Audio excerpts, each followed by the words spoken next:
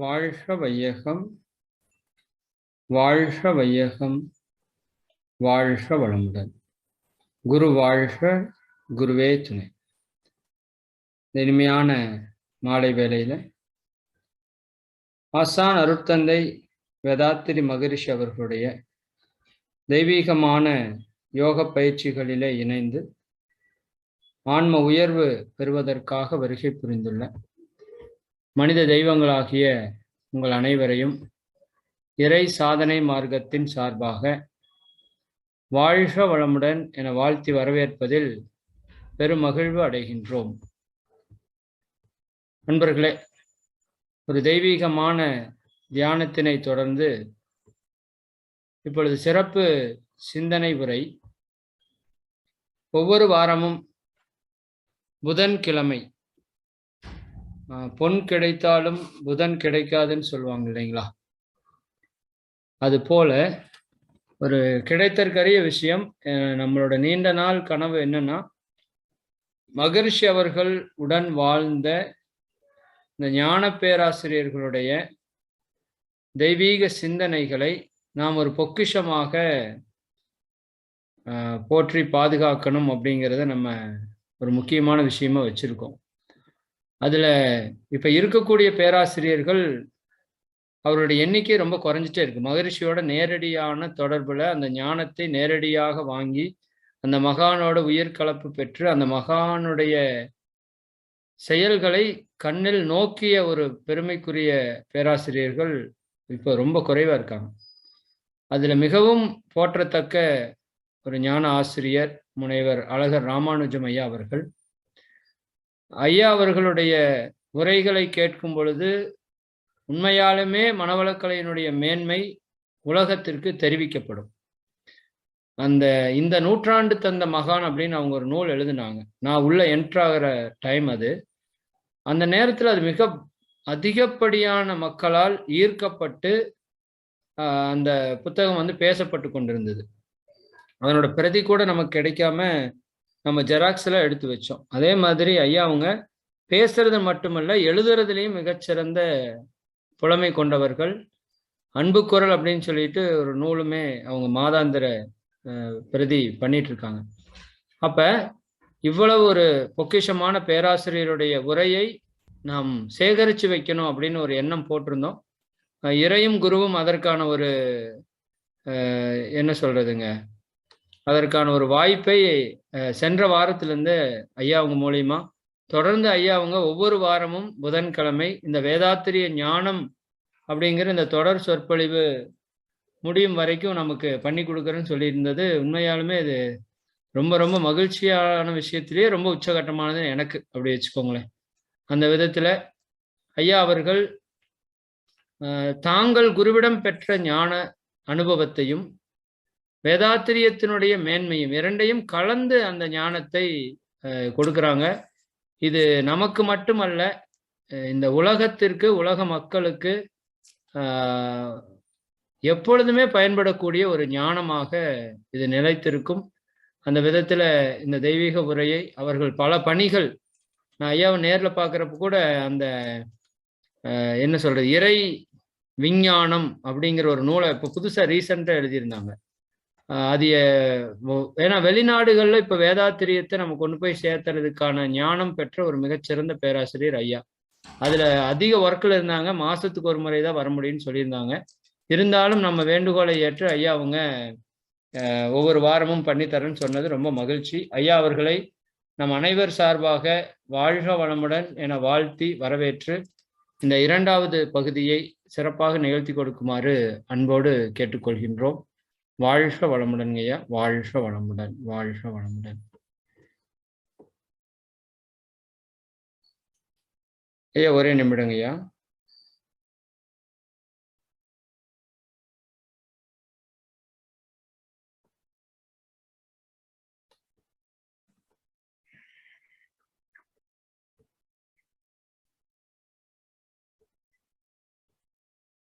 வாழ்க வையகம்,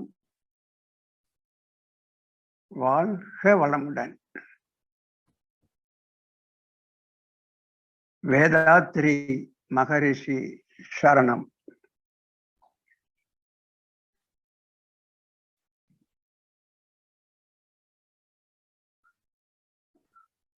அன்பிற்குரிய இறைமதன் மற்றும் எனது பிரியமான வேதாத்திரிய ஜீவன்களே,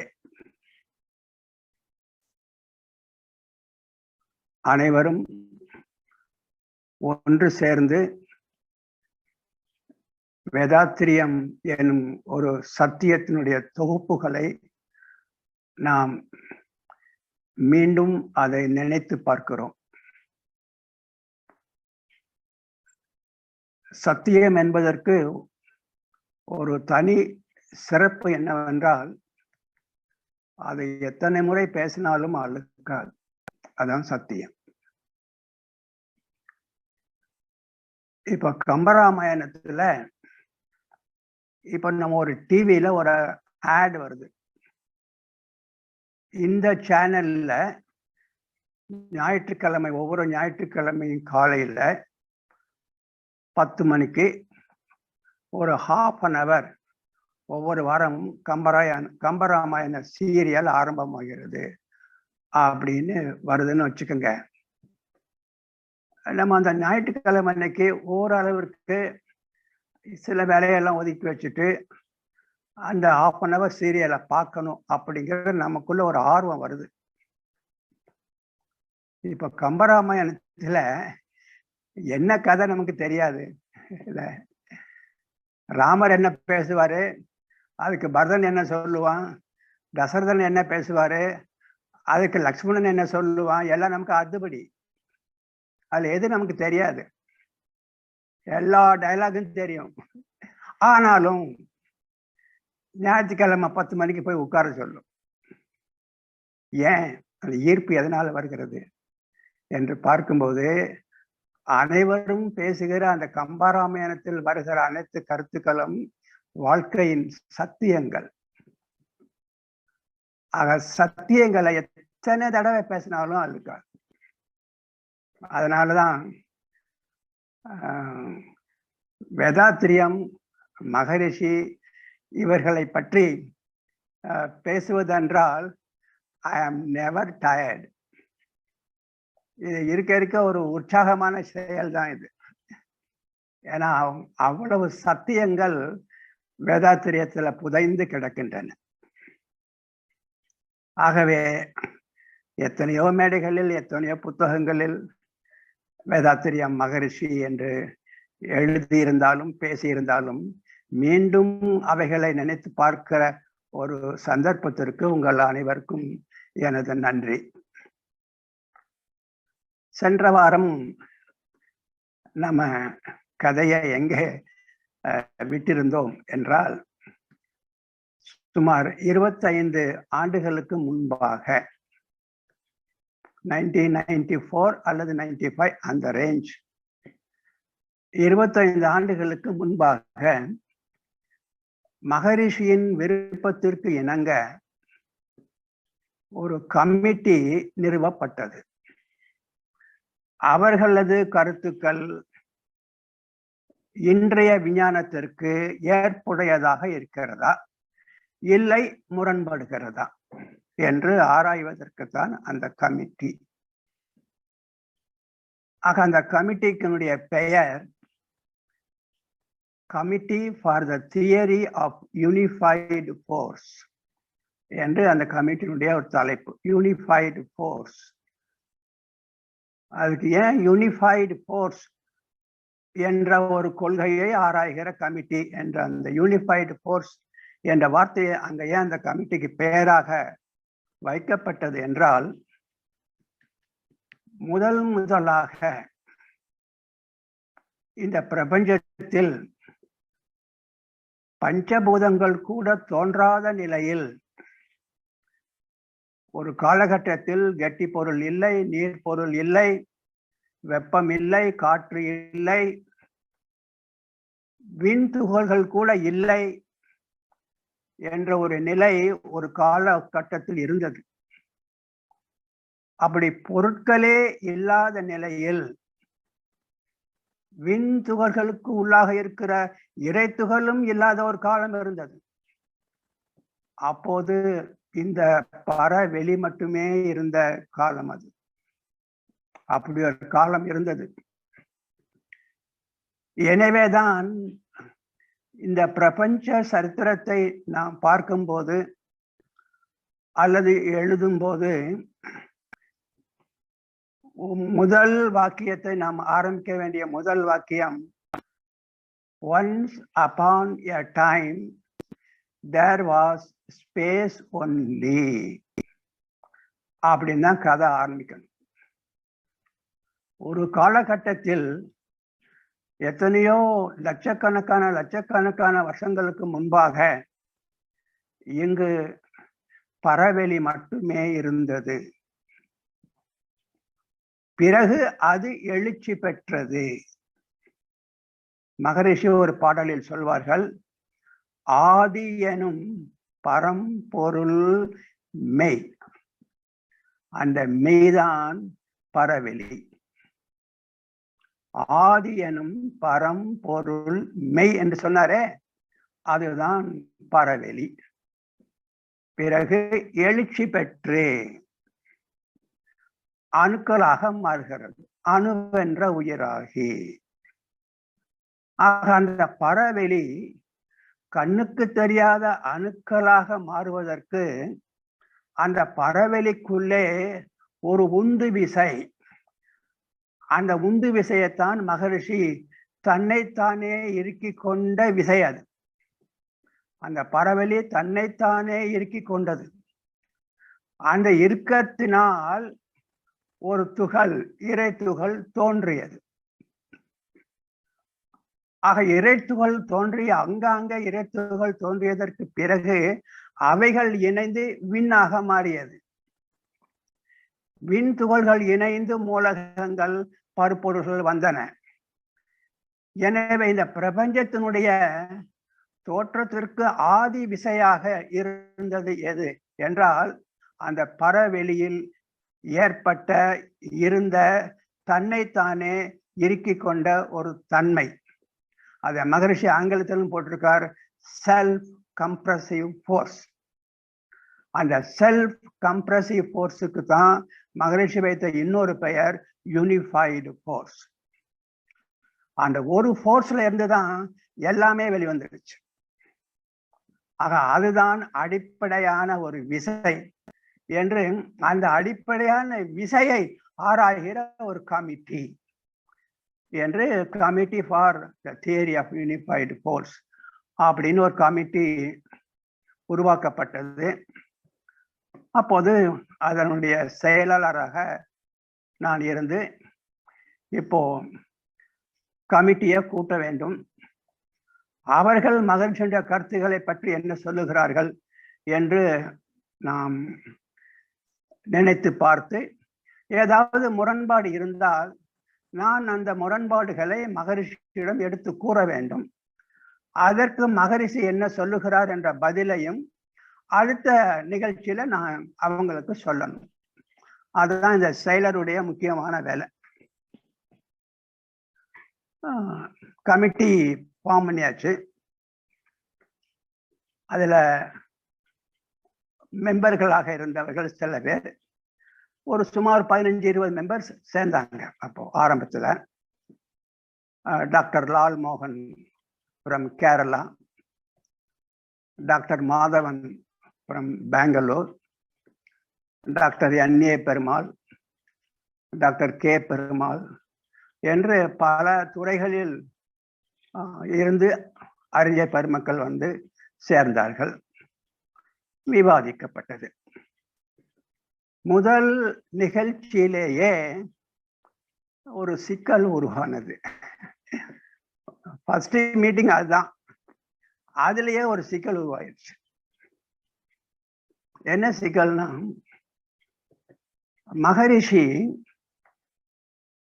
இது வந்து நான் சொல்றது ஒரு 1960 மகரிஷி ரொம்ப ஆணித்தரமா சொல்லிட்டார். ஆனா அப்ப அதை யாரும் கவனிக்கல.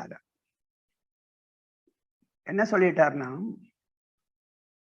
இந்த பூமி அதற்கு மேலே உள்ள ஆப்பிள் பழம் இந்த பூமி அதை ஈர்க்கிறது என்றுதான் இன்று உலகம் நம்பிக்கொண்டிருக்கிறது.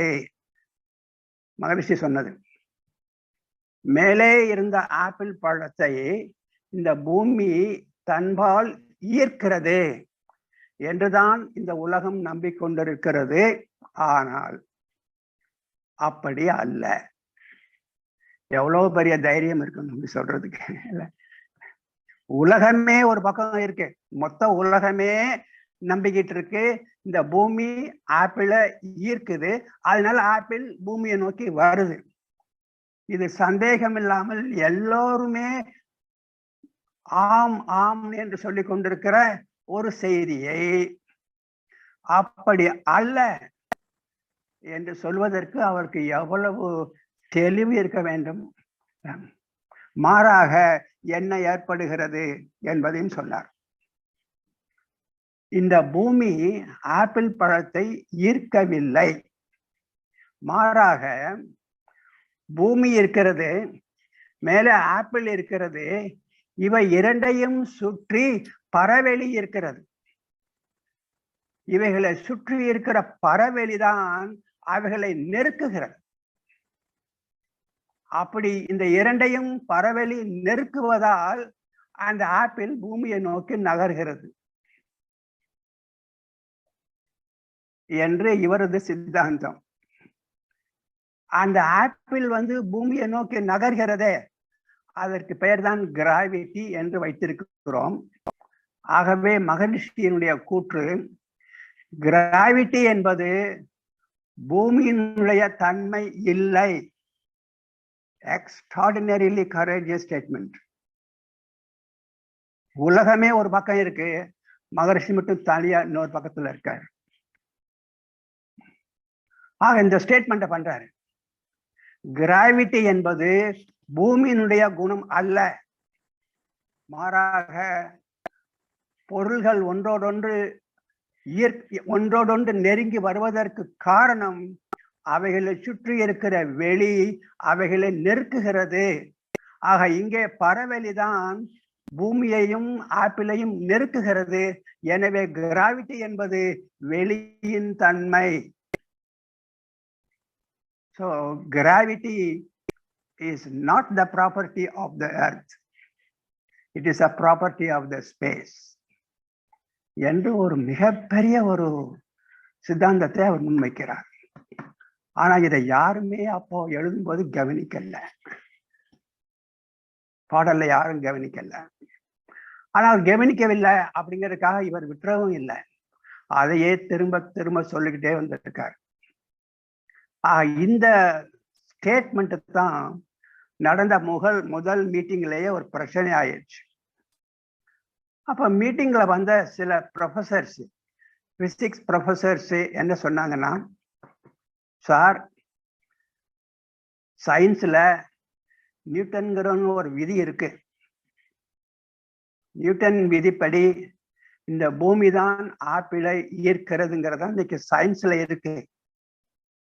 ஆனா மகரிஷி பூமிக்கு ஆப்பிளை ஈர்க்கக்கூடிய தன்மை இல்லை, அவை இரண்டையும் நெருக்கி கொண்டு வருவது பரவெளின்னு சொல்றாரு. இது இன்றைய விஞ்ஞானத்திற்கு முற்றிலும் மாறுபட்டதாக இருக்கிறது. ஆக நீங்க மகரிஷி கிட்ட சொல்லுங்க, சாமிஜி இந்த கருத்து விஞ்ஞானத்திற்கு முரண்பட்டதாக இருக்கிறது, இதை ஏதாவது நீங்கள் செய்ய முடியுமா என்ன கேளுங்க நீங்க அப்படின்னு செயலாளர்கிட்ட அந்த பொறுப்பை கொடுத்துட்டாங்க. இப்ப அடுத்து சாமிஜியை பார்த்து நான் இந்த சொல்லணும், சாமிஜி இந்த மாதிரி விஞ்ஞானத்துல நானும் ஒரு பிசிக்ஸ் ப்ரொஃபஸர் தான், நானும் அப்படித்தான் சொல்லி கொடுத்துருக்கிறேன், பூமி தான் ஆப்பிளை ஈர்க்குதுன்னு தான் நானும் சொல்லி கொடுத்தேன், எல்லாரும் அதான் சொல்லி கொடுக்குறாங்க. ஆனா உங்க கருத்து கொஞ்சம் முற்றிலும் மாறுபட்டதாக இருக்கு, இது விஞ்ஞானத்திற்கு ஒரு முரண்பாடாக இருக்கிறது என்று எல்லாரும் உணர்கிறார்கள் அப்படின்னு அடுத்த தடவை மகரிஷியை சந்திக்கும் போது மேல அவர்கிட்ட சொல்றேன். With ego of a physics professor, எனக்குன்னு ஒரு ஈகோ இருக்கும்ல, as a physics professor. இந்த கருத்து விஞ்ஞானத்திற்கு முரண்பட்டதாக இருக்குங்க சுவாமிஜி. இதை நீங்க ஏதாவது செய்ய முடியுமா அப்படின்னு நான் கேட்கிறேன். அப்ப சுவாமிஜி ஒரு நிமிடம் கொஞ்சம் மௌனமா இருந்தாங்க. அப்புறம் அவங்க சொன்னாங்க, ராமானுஜம், சயின்ஸ்ல இப்படித்தான் சொல்லிக்கிட்டு இருக்காங்க. நான் சயின்ஸ் வளர்கிற கதையை நான் சொல்றேன். எப்படி சயின்ஸ் வளருது நான் சொல்றேன். சயின்ஸ்ல வர்ற சித்தாந்தங்கள், கொள்கை எல்லாமே யாரால் உருவாக்கப்பட்டது, யார் உருவாக்குகிறது? ஒருத்தர் எம்எஸ்சி படிச்சுட்டாரு, எல்லா வேலைக்கும் அவர் அப்ளை பண்றாரு, வேலை கிடைக்கல. அதனால அவர் என்ன செய்வாரு, சரி வீட்டுல சும்மா தானே இருக்கிறோம், ஒரு பிஹெச்டி ஜாயின் பண்ணலாமேன்னு பிஹெச்டியை போய் ஜாயின் பண்ணுவார். அவருக்கு ஒன்றும் இந்த இயற்கையை ஆராயணும் அப்படின்னு எல்லாம் அவருக்கு ஒன்றும் தாகம் இல்லை. வேலை கிடைக்கல, அவ்வளவுதான், சும்மா தானே வீட்டுல உட்காந்துருக்கணும், பிஹெச்டி சேரலாமேன்னு சேருவார். அப்படி பிஹெச்டிக்கு சேர்ந்த பிறகு கூட சாமிஜி பாருங்க எவ்வளவு நுணுக்கத்தை தெரிஞ்சு வச்சிருக்காருன்னு. இட் இஸ் ட்ரூ, அவர் சொல்றது ட்ரூ தான். பிஹெச்டி சேர்ந்த பிறகு கூட ஒரு டிபார்ட்மெண்ட்ல பிஹெச்டி சேர்ந்துச்சுன்னு வச்சுக்கோங்க, இடம் கிடைச்சிருச்சு. அப்புறம் அந்த ஹெட் ஆஃப் த டிபார்ட்மெண்ட் கூப்பிடுவாரு, உங்களுக்கு பிஹெச்டிக்கு இடம் கிடைச்சிருச்சுங்க, ஆனா உங்களுக்கு கைடா யாரை அனுப்புறதுன்னு தான் நாங்க தீர்மானிச்சுட்டு இருக்கிறோம். இவர்கிட்ட இத்தனை ஸ்டூடெண்ட்ஸ் இருக்காங்க, முடிஞ்சு போச்சு. இவர்கிட்ட இத்தனை ஸ்டூடெண்ட்ஸ் சீட்டு இல்லை, அப்ப உங்களுக்கு யாரு கைடியா போடணும்னு சொல்லி யோசிச்சுக்கிட்டு இருக்கோம். அப்ப இவர் யாருக்கு கைடா போடுறாங்களோ அவர் என்ன சொல்றாரு அதை தான் இவர் ஆராய்ச்சி பண்ணணும். இவருக்கு என்ன தனிப்பட்ட முறையில் இதுதான் ஆராய்ச்சி பண்ண போறேன் அப்படின்னு நம்ம சொல்ல முடியாது. ஏதோ ஒரு கைடு வருவார், அவர் அட்டாமிக் பிசிக்ஸ் ரிசர்ச் பண்ணாலும் இவர் அட்டாமிக் பிசிக்ஸ் ரிசர்ச் பண்ணுவார். அவர் நியூக்ளியர் பிசிக்ஸை ரிசர்ச் பண்ணான்னா இவர் நியூக்ளியர் பிசிக்ஸை ரிசர்ச் பண்ணுவார். அவ்வளவுதான். ஸோ ஏதோ ஒரு கைடு கிட்ட சேர்றாரு, ஒரு 5 வருஷம் அவர் என்னமோ சொன்னாரு, அதை கேட்டுட்டு அவரும் பிஹெச்டி முடிச்சுட்டாருங்க. இப்படி பிஹெச்டி முடிச்சவங்க சொன்ன கருத்துக்கள் தாங்க உங்க விஞ்ஞானத்துல இருக்கு. ஆனால் நான் சொல்றது அப்படி அல்ல. நான் ஒரு பட்டத்துக்காக சொன்ன வாக்கியம் அல்ல அது, ஒரு பிஹெச்டிக்காக சொன்ன வாக்கியம் அல்ல அது, ஏதோ எனது பதவி உயர்வுக்காக நான் சொன்ன வாக்கியம் அல்ல இது. எனது மனதில் அகக்காட்சியாக எதை நான் உணர்ந்தேனோ அப்படி சொல்லப்பட்ட அந்த கொள்கை அது. ஆக என்கிட்ட இருந்து வந்த அந்த சித்தாந்தம் ஒரு பட்டத்துக்காகவோ பணத்துக்காகவோ பதவிக்காகவோ வரல. எனது உள் உணர்வாக பெறப்பட்ட ஒரு சத்தியம் அது. நானும் கேர்ஃபுல்லா மகிழ்ச்சி அப்படி கவனிச்சு பார்த்துக்கிட்டே இருக்கிறேன். சொன்ன உடனே அடுத்து சொல்றாரு மறுபடியும், அதனால ராமானுஜம், சயின்ஸ் எப்படி வளர்ந்தது, அதுல சித்தாந்தங்கள் எல்லாம் எப்படி எப்படி கண்டுபிடிக்கிறான்னு சொல்லிட்டேன். நான் எப்படி இந்த சித்தாந்தம் எனக்குள்ள தோன்றியது உள் உணர்வாகன்னு சொல்லிட்டேன். அதனால சயின்ஸ் என்று சொல்லுவது பூமி ஈர்க்குதுன்னு அவங்க சொல்றாங்க. நான் சொல்றது பூமி ஈர்க்கவில்லை, மாறாக பூமியையும் ஆப்பிளையும் சுத்தி இருக்கிற வெளிதான் நெருக்குகிறது அப்படின்னு நான் சொல்றேன். சரி, இப்போ சயின்டிஸ்ட் சொல்றத எடுத்துக்கொண்டு என்னை மாற்ற சொல்லுகிறீர்களா, இல்லை நான் சொல்வதை எடுத்துக்கொண்டு நீங்கள் சயின்டிஸ்ட மாத்துறீங்களா? நீங்க முடிவு பண்ணுங்கன்றார். I was really shocked. Answer பாருங்க, நான் தான் ரைட்டுன்னு சொல்லல அவரு. விஞ்ஞானத்தார்கள் விஞ்ஞானம் சொல்வது சரி என்று சொல்லி நீங்க என்னை மாற்ற சொல்றீங்களா, அல்லது நான் சொல்வது சரி என்று எடுத்துக்கொண்டு நீங்க விஞ்ஞானத்தை மாற்றுகிறீர்களா? நீங்களே முடிவு பண்ணிக்கங்கன்ட்டாரு. என்ன சொல்றது அப்புறம்? ஒன் செகண்ட் கூட நான் யோசிக்கல. சுவாமிஜி, ஐ காட் இட் அப்படின்ட்டேன். அவ்வளவுதான். I got it. சரிங்க சாமிஜி. அவர்கிட்ட நான் உண்மை சொல்லலை. சரிங்க சாமிஜி, ஐ காட் இட். அவ்வளவுதான்.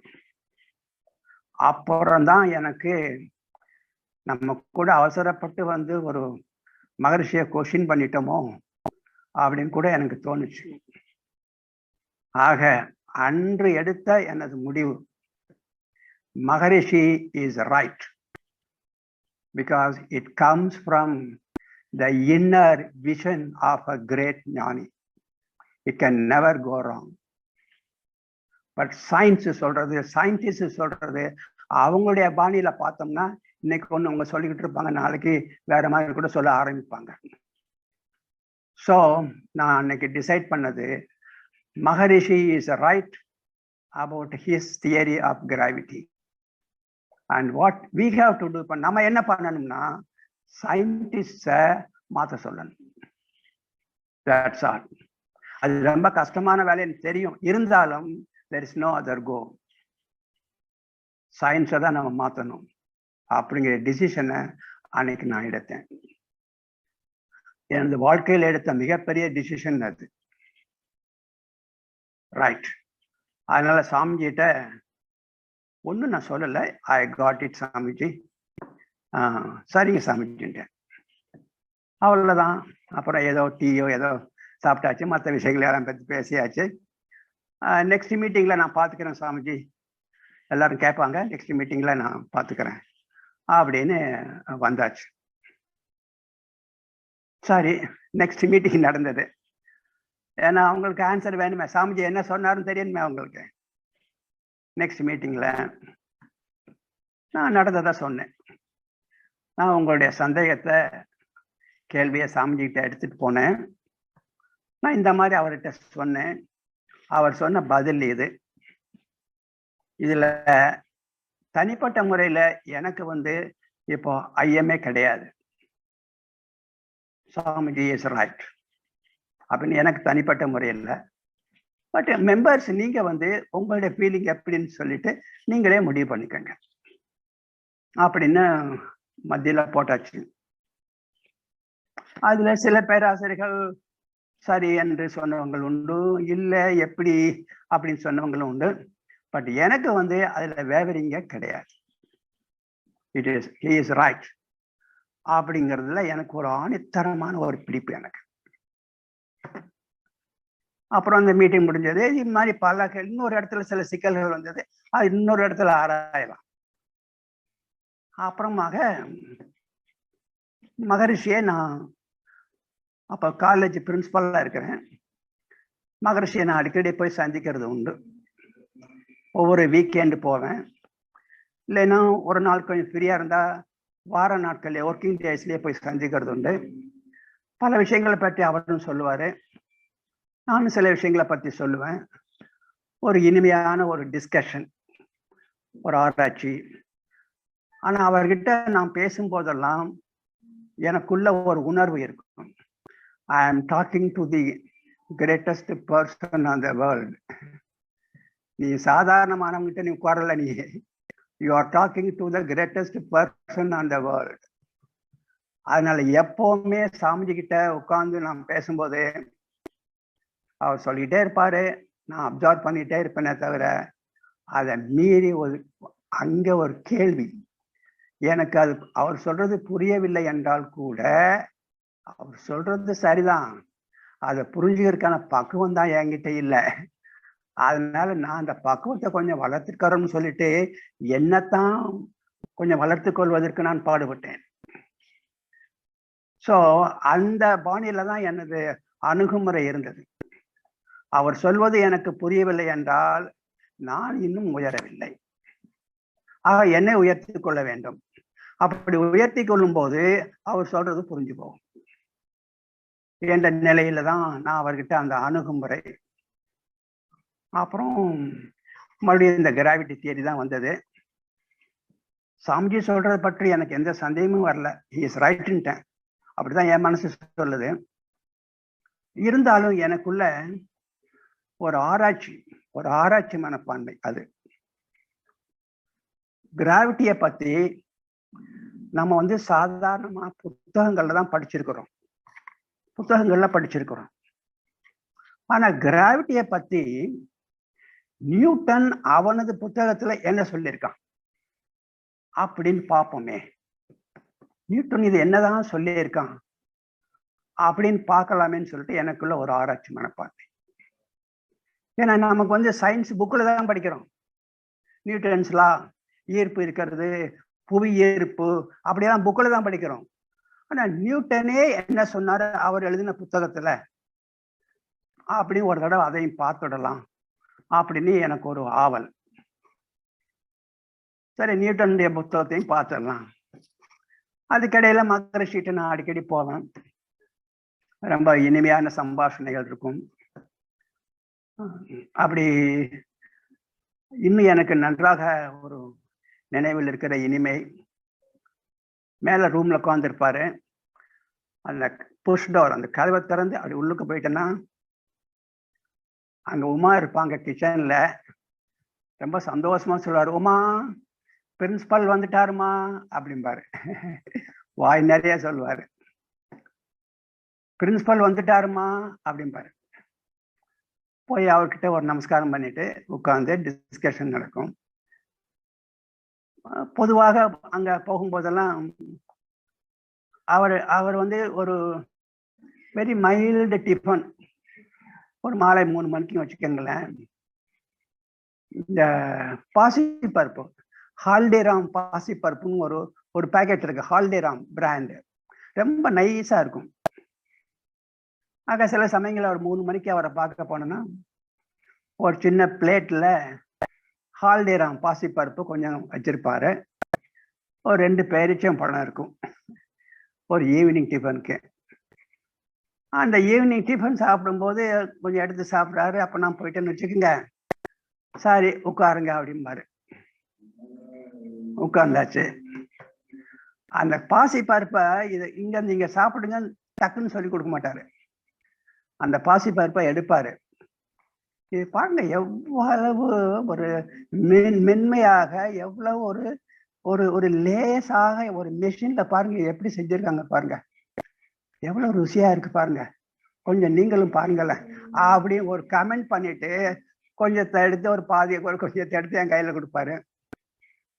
நானும் சாப்பிட்றது, ஒரு டீ அப்படி இருந்துட்டு. அது அந்த நாட்கள் எல்லாம் எனக்கு ஒவ்வொரு ஒரு இனிமையான நாட்கள். அப்ப நானே அவர்கிட்ட பல விஷயங்களை சந்தேகங்கள்னா, அவரு எனக்கு புரியாத சில விஷயங்களை நான் புரிஞ்சுக்கணுங்கிற ஒரு ஆவல்ல. Not that he is not right, அவர் ரைட்டு தான் சாமிஜி, நீங்க சொல்றது சரிதான் சாமிஜி, ஆனா எனக்கு கொஞ்சம் அதுல புரியாம இருக்கு சாமிஜி அப்படின்னு சொல்லிட்டு அவர் சிரிச்சுக்கிட்டு இன்னும் கொஞ்சம் எக்ஸ்பிளைன் பண்ணுவாரு. அப்படிதான் நான் என்னை வளர்த்துக்கிட்டேன். My base is Swamiji is right. அந்த பேஸ்லயே நான் என்னை வளர்த்துட்டேன். அப்போ இந்த கிராவிட்டியை பத்தி நியூட்டன் என்ன சொல்றான் அப்படின்னு நியூட்டனுடைய புக்கை படிக்கணும் ஒரு ஆவல் வந்தது. சாரி, நியூட்டன் ஒரு புக் எழுதியிருக்காரு. எந்த வருஷத்துல? 1680. 1680. அந்த புத்தகத்தினுடைய பெயர் நியூட்டன்ஸ் பிரின்சிபிகா, நியூட்டனுடைய சித்தாந்தங்கள் அப்படின்னு அந்த புத்தகத்துக்கு பெயர். அந்த நியூட்டன்ஸ் பிரின்சிபிகா அப்படிங்கிற ஒரு புத்தகம் 1680 அவர் எழுதின புத்தகம். அது முன்காலத்துல அது கிடைக்கிறது சிரமம். ஆனா இப்போ கூகுள் எல்லாம் இருக்கு. அது ஒரு வசதி, நமக்கு எந்த புக் வேணும்னாலும் கூகுளுக்கு போயிடலாம். அப்போ நியூட்டன் இது என்னதான் சொல்றாரு அப்படின்னு பாக்குறதுக்காக அந்த புக்கு கூகுள்ல வந்துடுச்சு. கிராவிட்டியை பத்தி அவர் என்ன சொல்றார் அப்படிங்கிற பக்கம் வருது. அப்போ நியூட்டன் சொன்ன விஷயம் அங்க வரும்போதுதான் மிக மிக ஒரு ஆச்சரியமான விஷயத்தை நான் அங்க பார்த்தேன். மிக மிக ஆச்சரியமான ஒரு விஷயம். நானே நம்ப முடியாத ஒரு விஷயம். அப்படியே படிச்சுக்கிட்டே வந்தா நியூட்டன் ஒரு இடத்துல சொல்றாரு, மேலே உள்ள மரத்திலிருந்து விடுபட்ட ஆப்பிள் தரையை நோக்கி கீழே வருகிறது. அவர் எழுதுறார், மரத்திலிருந்து விடுபட்ட ஆப்பிள் தரையை நோக்கி கீழே வருகிறது. இது எல்லாரும் பார்க்கிற ஒரு உண்மை. இதற்கு அந்த ஆப்பிள் கீழே வருவதற்கான காரணம் என்ன அப்படின்னு எழுதுறாரு. அதற்கு 2 வகையான காரணங்கள் இருக்கலாம். நியூட்டன் எழுதினது, கீழே வருவதற்கு 2 வகையான காரணங்கள் இருக்கலாம். ஒரு காரணம், இந்த பூமி அந்த ஆப்பிளை ஈர்க்கலாம், அது ஒரு காரணம். 2வது காரணம், இந்த பூமி ஆப்பிளை ஈர்க்காது, இந்த பூமியையும் ஆப்பிளையும் சுற்றி இருக்கிற வெளி அதை நெருக்கலாம். 2வது காரணம். இதில் எந்த காரணம் உண்மையிலேயே நடைபெறுகிறது என்பது எனக்கு தெரியாது. சூப்பர் ஸ்டேட்மெண்ட் அது. இதில் எந்த காரணம் நிகழ்கிறது என்பது எனக்கு தெரியவில்லை அப்படின்ட்டார். நீங்க இன்னைக்கும் கூகுள்ல போங்க, அந்த இடத்த போய் படிக்க. ஆக நியூட்டன் இறுதியாக இந்த பூமி ஆப்பிளை ஈர்க்கிறதுன்னு சொல்லல. அவர் மாறாக 2 விதமான காரணங்கள் உண்டுன்ட்டார். அந்த ஆப்பிள் தரையை நோக்கி வருவதற்கு ஒரு காரணம், இந்த பூமி ஆப்பிளை ஈர்க்கலாம், அது ஒரு காரணம் இருக்கலாம். 2வது காரணமும் இருக்கு. அப்படி நிகழாது 2வது காரணம், பூமியையும் ஆப்பிளையும் சுத்தி இருக்கிற வெளி அதை நெருக்கலாம், அப்போதும் அந்த ஆப்பிள் தரைக்குத்தான் வரும். இதில் எது உண்மையில் நிகழ்கிறது என்று எனக்கு தெரியவில்லை அப்படின்னு முடிச்ச உடனே, அதை பார்த்த உடனே எனக்கு ஒரு அளவு கடந்த சந்தோஷம். ரைட், சாமிஜி சொல்றது நியூட்டனுக்கு அகெயின்ஸ்டா இல்லை. நியூட்டன் பூமி தான் இருக்கிறதுன்னு சொல்லியிருந்தாருன்னா சாமிஜி சொல்றது நியூட்டனுக்கு அகெயின்ஸ்ட் தான். ஆனா இப்போ சாமிஜி சொல்றது நியூட்டனுக்கு அகெயின்ஸ்டா இல்ல, நியூட்டனை கிளாரிஃபை பண்றாரு. நியூட்டன் எது உண்மையில் நடக்கிறது என்று தெரியவில்லைன்னு சொன்னாரு, அந்த இடத்த சாமிஜி கிளாரிஃபை பண்றாரு. இதுதான்ப்பா நடக்குதுன்னு சொல்லிட்டு. எது நடக்குது? அந்த பூமியையும் ஆப்பிளையும் சுற்றி இருக்கிற பரவெளிதான் அதை நெருக்குகிறது. இதான்ப்பா நடக்குதுன்றார். So he did not oppose Newton, he only clarified Newton. எனக்கு அது மிகப்பெரிய ஒரு சந்தோஷத்தை கொடுத்தது. Right, now the path is very clear. தைரியம், ரொம்ப தைரியம் வந்துருச்சு. நியூட்டன் காலத்துல நியூட்டனுடைய ஒரு நண்பர் ரிச்சர்ட் பென்ட்லி அப்படின்னு ஒரு நண்பர், நியூட்டனுக்கு வேண்டிய ஒரு நண்பர். அவர் ஒரு பிசிக்ஸ் ப்ரொஃபசர், அவர் காலேஜில் வேலை பார்க்குறாரு, பிசிக்ஸ் ப்ரொஃபசர். நியூட்டன் காலத்திலேயே அவர் என்ன பண்ணிட்டாருன்னா ஒரு புக் எழுதினார், பிசிக்ஸ் புக் எழுதினார். அந்த பிசிக்ஸ் புக்கில் நியூட்டன்ஸ் லா ஆஃப் கிராவிட்டின்னு போட்டு ஹெட்லைன்ஸ்ல போட்டு, இந்த நியூட்டனுடைய கொள்கைப்படி, நியூட்டனின் கொள்கைப்படி இந்த பூமி மேலே உள்ள ஆப்பிளை ஈர்க்கிறது அப்படின்னு எழுதிட்டார். நியூட்டனின் கொள்கைப்படி அப்படின்னு எழுதிட்டார். அப்போ நியூட்டன் அப்படி சொல்லவே இல்லை. 2 காரணம் இருக்கலாம், எந்த காரணம்னு தெரியலன்னு சொல்லிட்டாரு அவரு.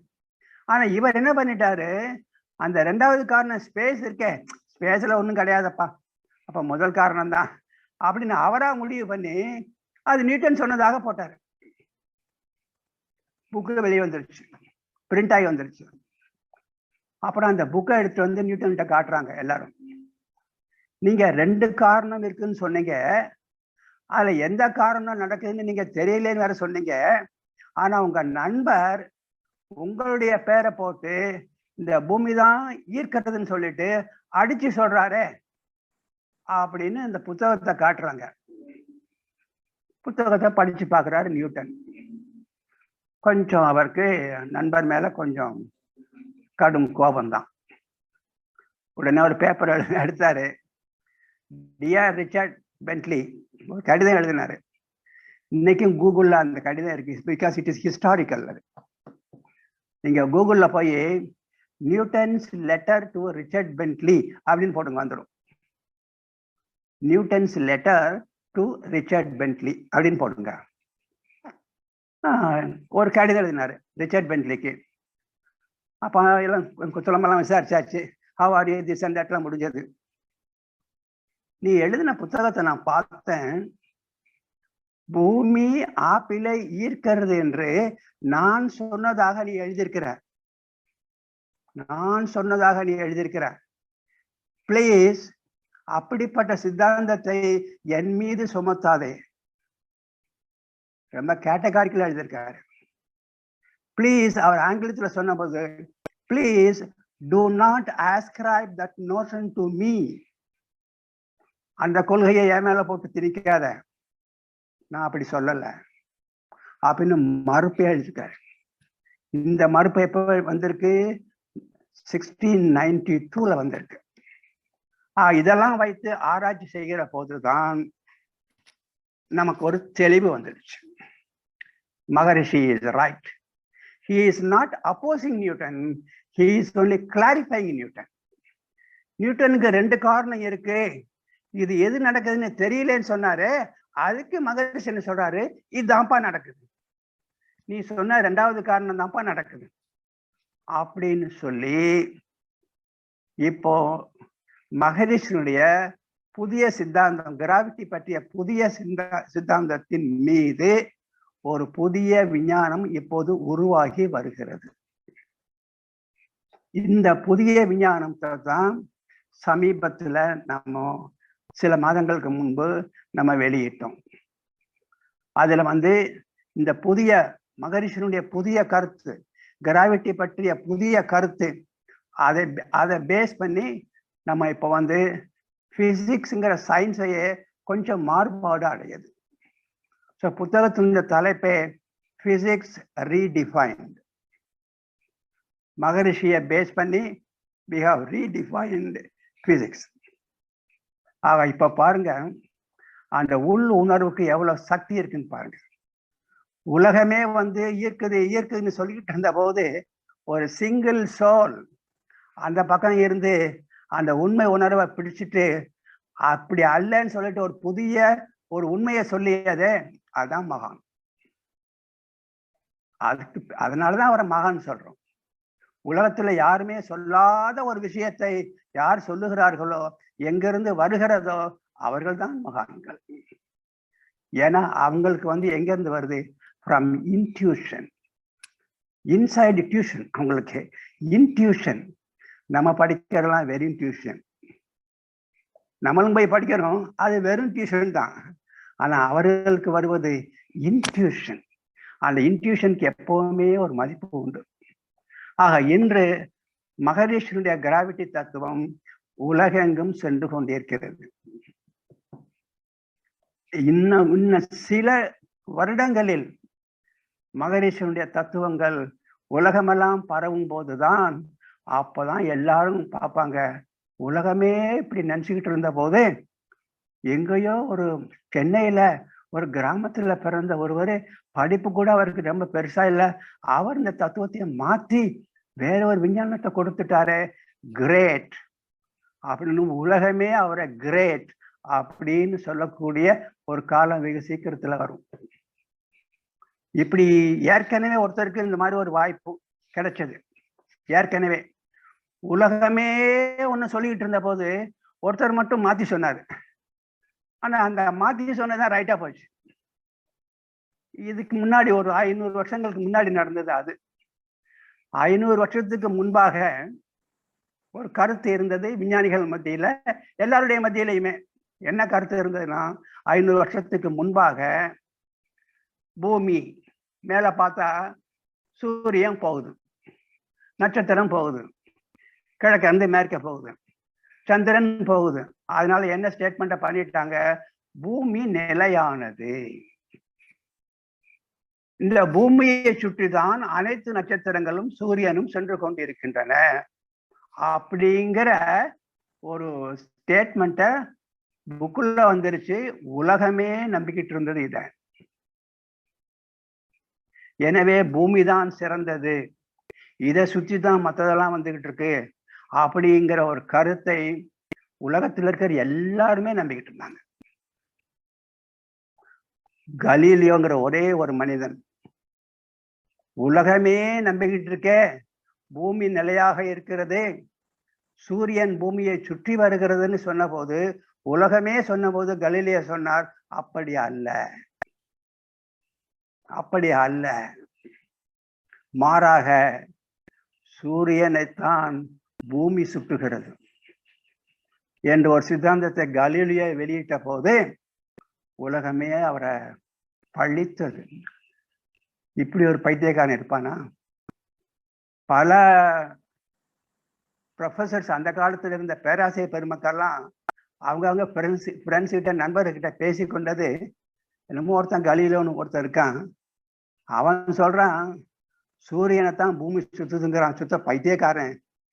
இப்படியும் ஒரு பைத்தியக்காரங்க இருக்காங்க பாருங்க நாட்டுல, அப்படி சொல்லிட்டு இருந்தாங்க அவரை. ஆனாலும் கலீலியோ அந்த உண்மையில நின்னார். ஏன்னா அவருடைய இன்ட்யூஷன்ல வந்தது, பூமி தான் சுத்துது என்று சொன்னபோது அவருக்கு அன்றைய உலகம் ஏற்றுக்கொள்ளவில்லை என்பது மட்டுமல்ல, அன்றைய உலகத்தால் அவர் தண்டிக்கவும் பட்டார். உலகத்துல தண்டிக்கப்பட்டார். வேட்டிகன் சபையில கோர்ட் நடக்குது. அந்த கோர்ட், ஏன்னா கலீலியோ ஒரு கிறிஸ்டியன், உன்னுடைய கருத்து நம்ம மத கோட்பாட்டுக்கு எதிராக இருக்கிறது அப்படிங்கிறது தான் குற்றச்சாட்டு.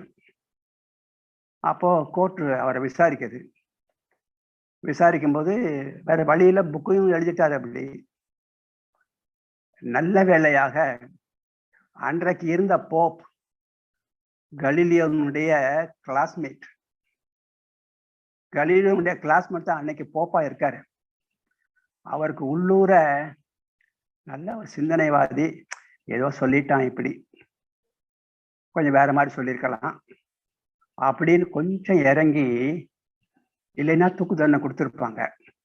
ஆனா அவர் கொஞ்சம் மனசு இறங்கி அவர் கொஞ்சம் தண்டனையை குறைச்சி கலீலியோவுக்கு ஒரு உண்மையை சொன்னதுக்காக கலீலியோ மண்டியிடுகிறார். ஒரு பேர் உண்மையை சொன்னதுக்காக கலீலியோ மண்டிட்டு அக்யூஸ்டா இருக்காரு. அப்ப ஜட்ஜ்மெண்ட் வருது, தூக்கு தண்டனை கொடுக்கல, மாறாக house arrest for the rest of the life. நீ வீட்டை விட்டு வெளியே இனி எங்கேயுமே வரக்கூடாது. அப்படியே ஹெல்த் போயிடுச்சு, அப்படியே போயிட்டார்.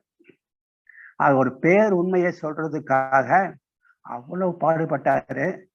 ஆனா மகரிஷி அடிக்கடி பேசும்போது சொல்லுவாரு, கலீலியோவா அன்னைக்கு அப்படி செஞ்சாங்க, இவங்களை இப்படி செய்தாங்க, இவரங்க இப்படி செஞ்சாங்க, நல்ல வேலைங்க என்னை விட்டு வச்சிருக்காங்க.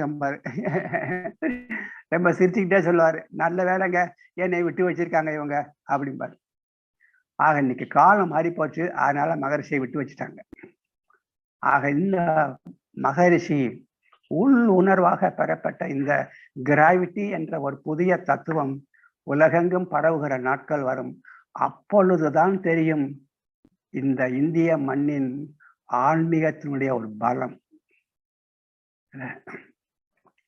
மேலை நாட்டில் பிறந்ததாக சொல்லப்படுகிற விஞ்ஞானத்தை கூட மாற்றுகிற பக்குவம் இந்திய நாட்டினுடைய ஆன்மீக பெரியார்களுக்கு உண்டு அப்படிங்கிற அந்த பலம் இருக்க, அது இன்னும் கொஞ்சம் எக்ஸ்போஸ் ஆகும்.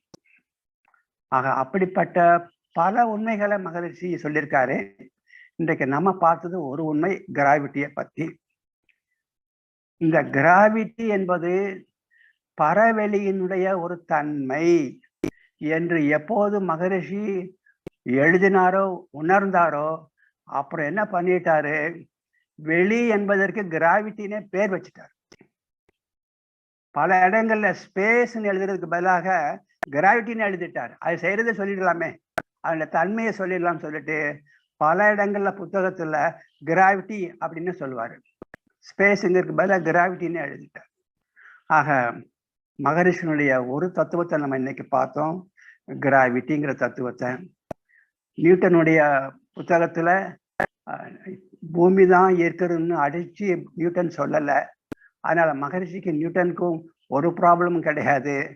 மகரிஷி is not opposing Newton, he is only clarifying Newton என்ற ஒரு மனநிலையில் இந்த கிராவிட்டி என்று சொல்லுகிற இந்த பரவெளி என்று சொல்லுகிற இந்த பரவெளியை இப்போது நாம் விஞ்ஞானத்திற்குள் கொண்டு வந்திருக்கிறோம்.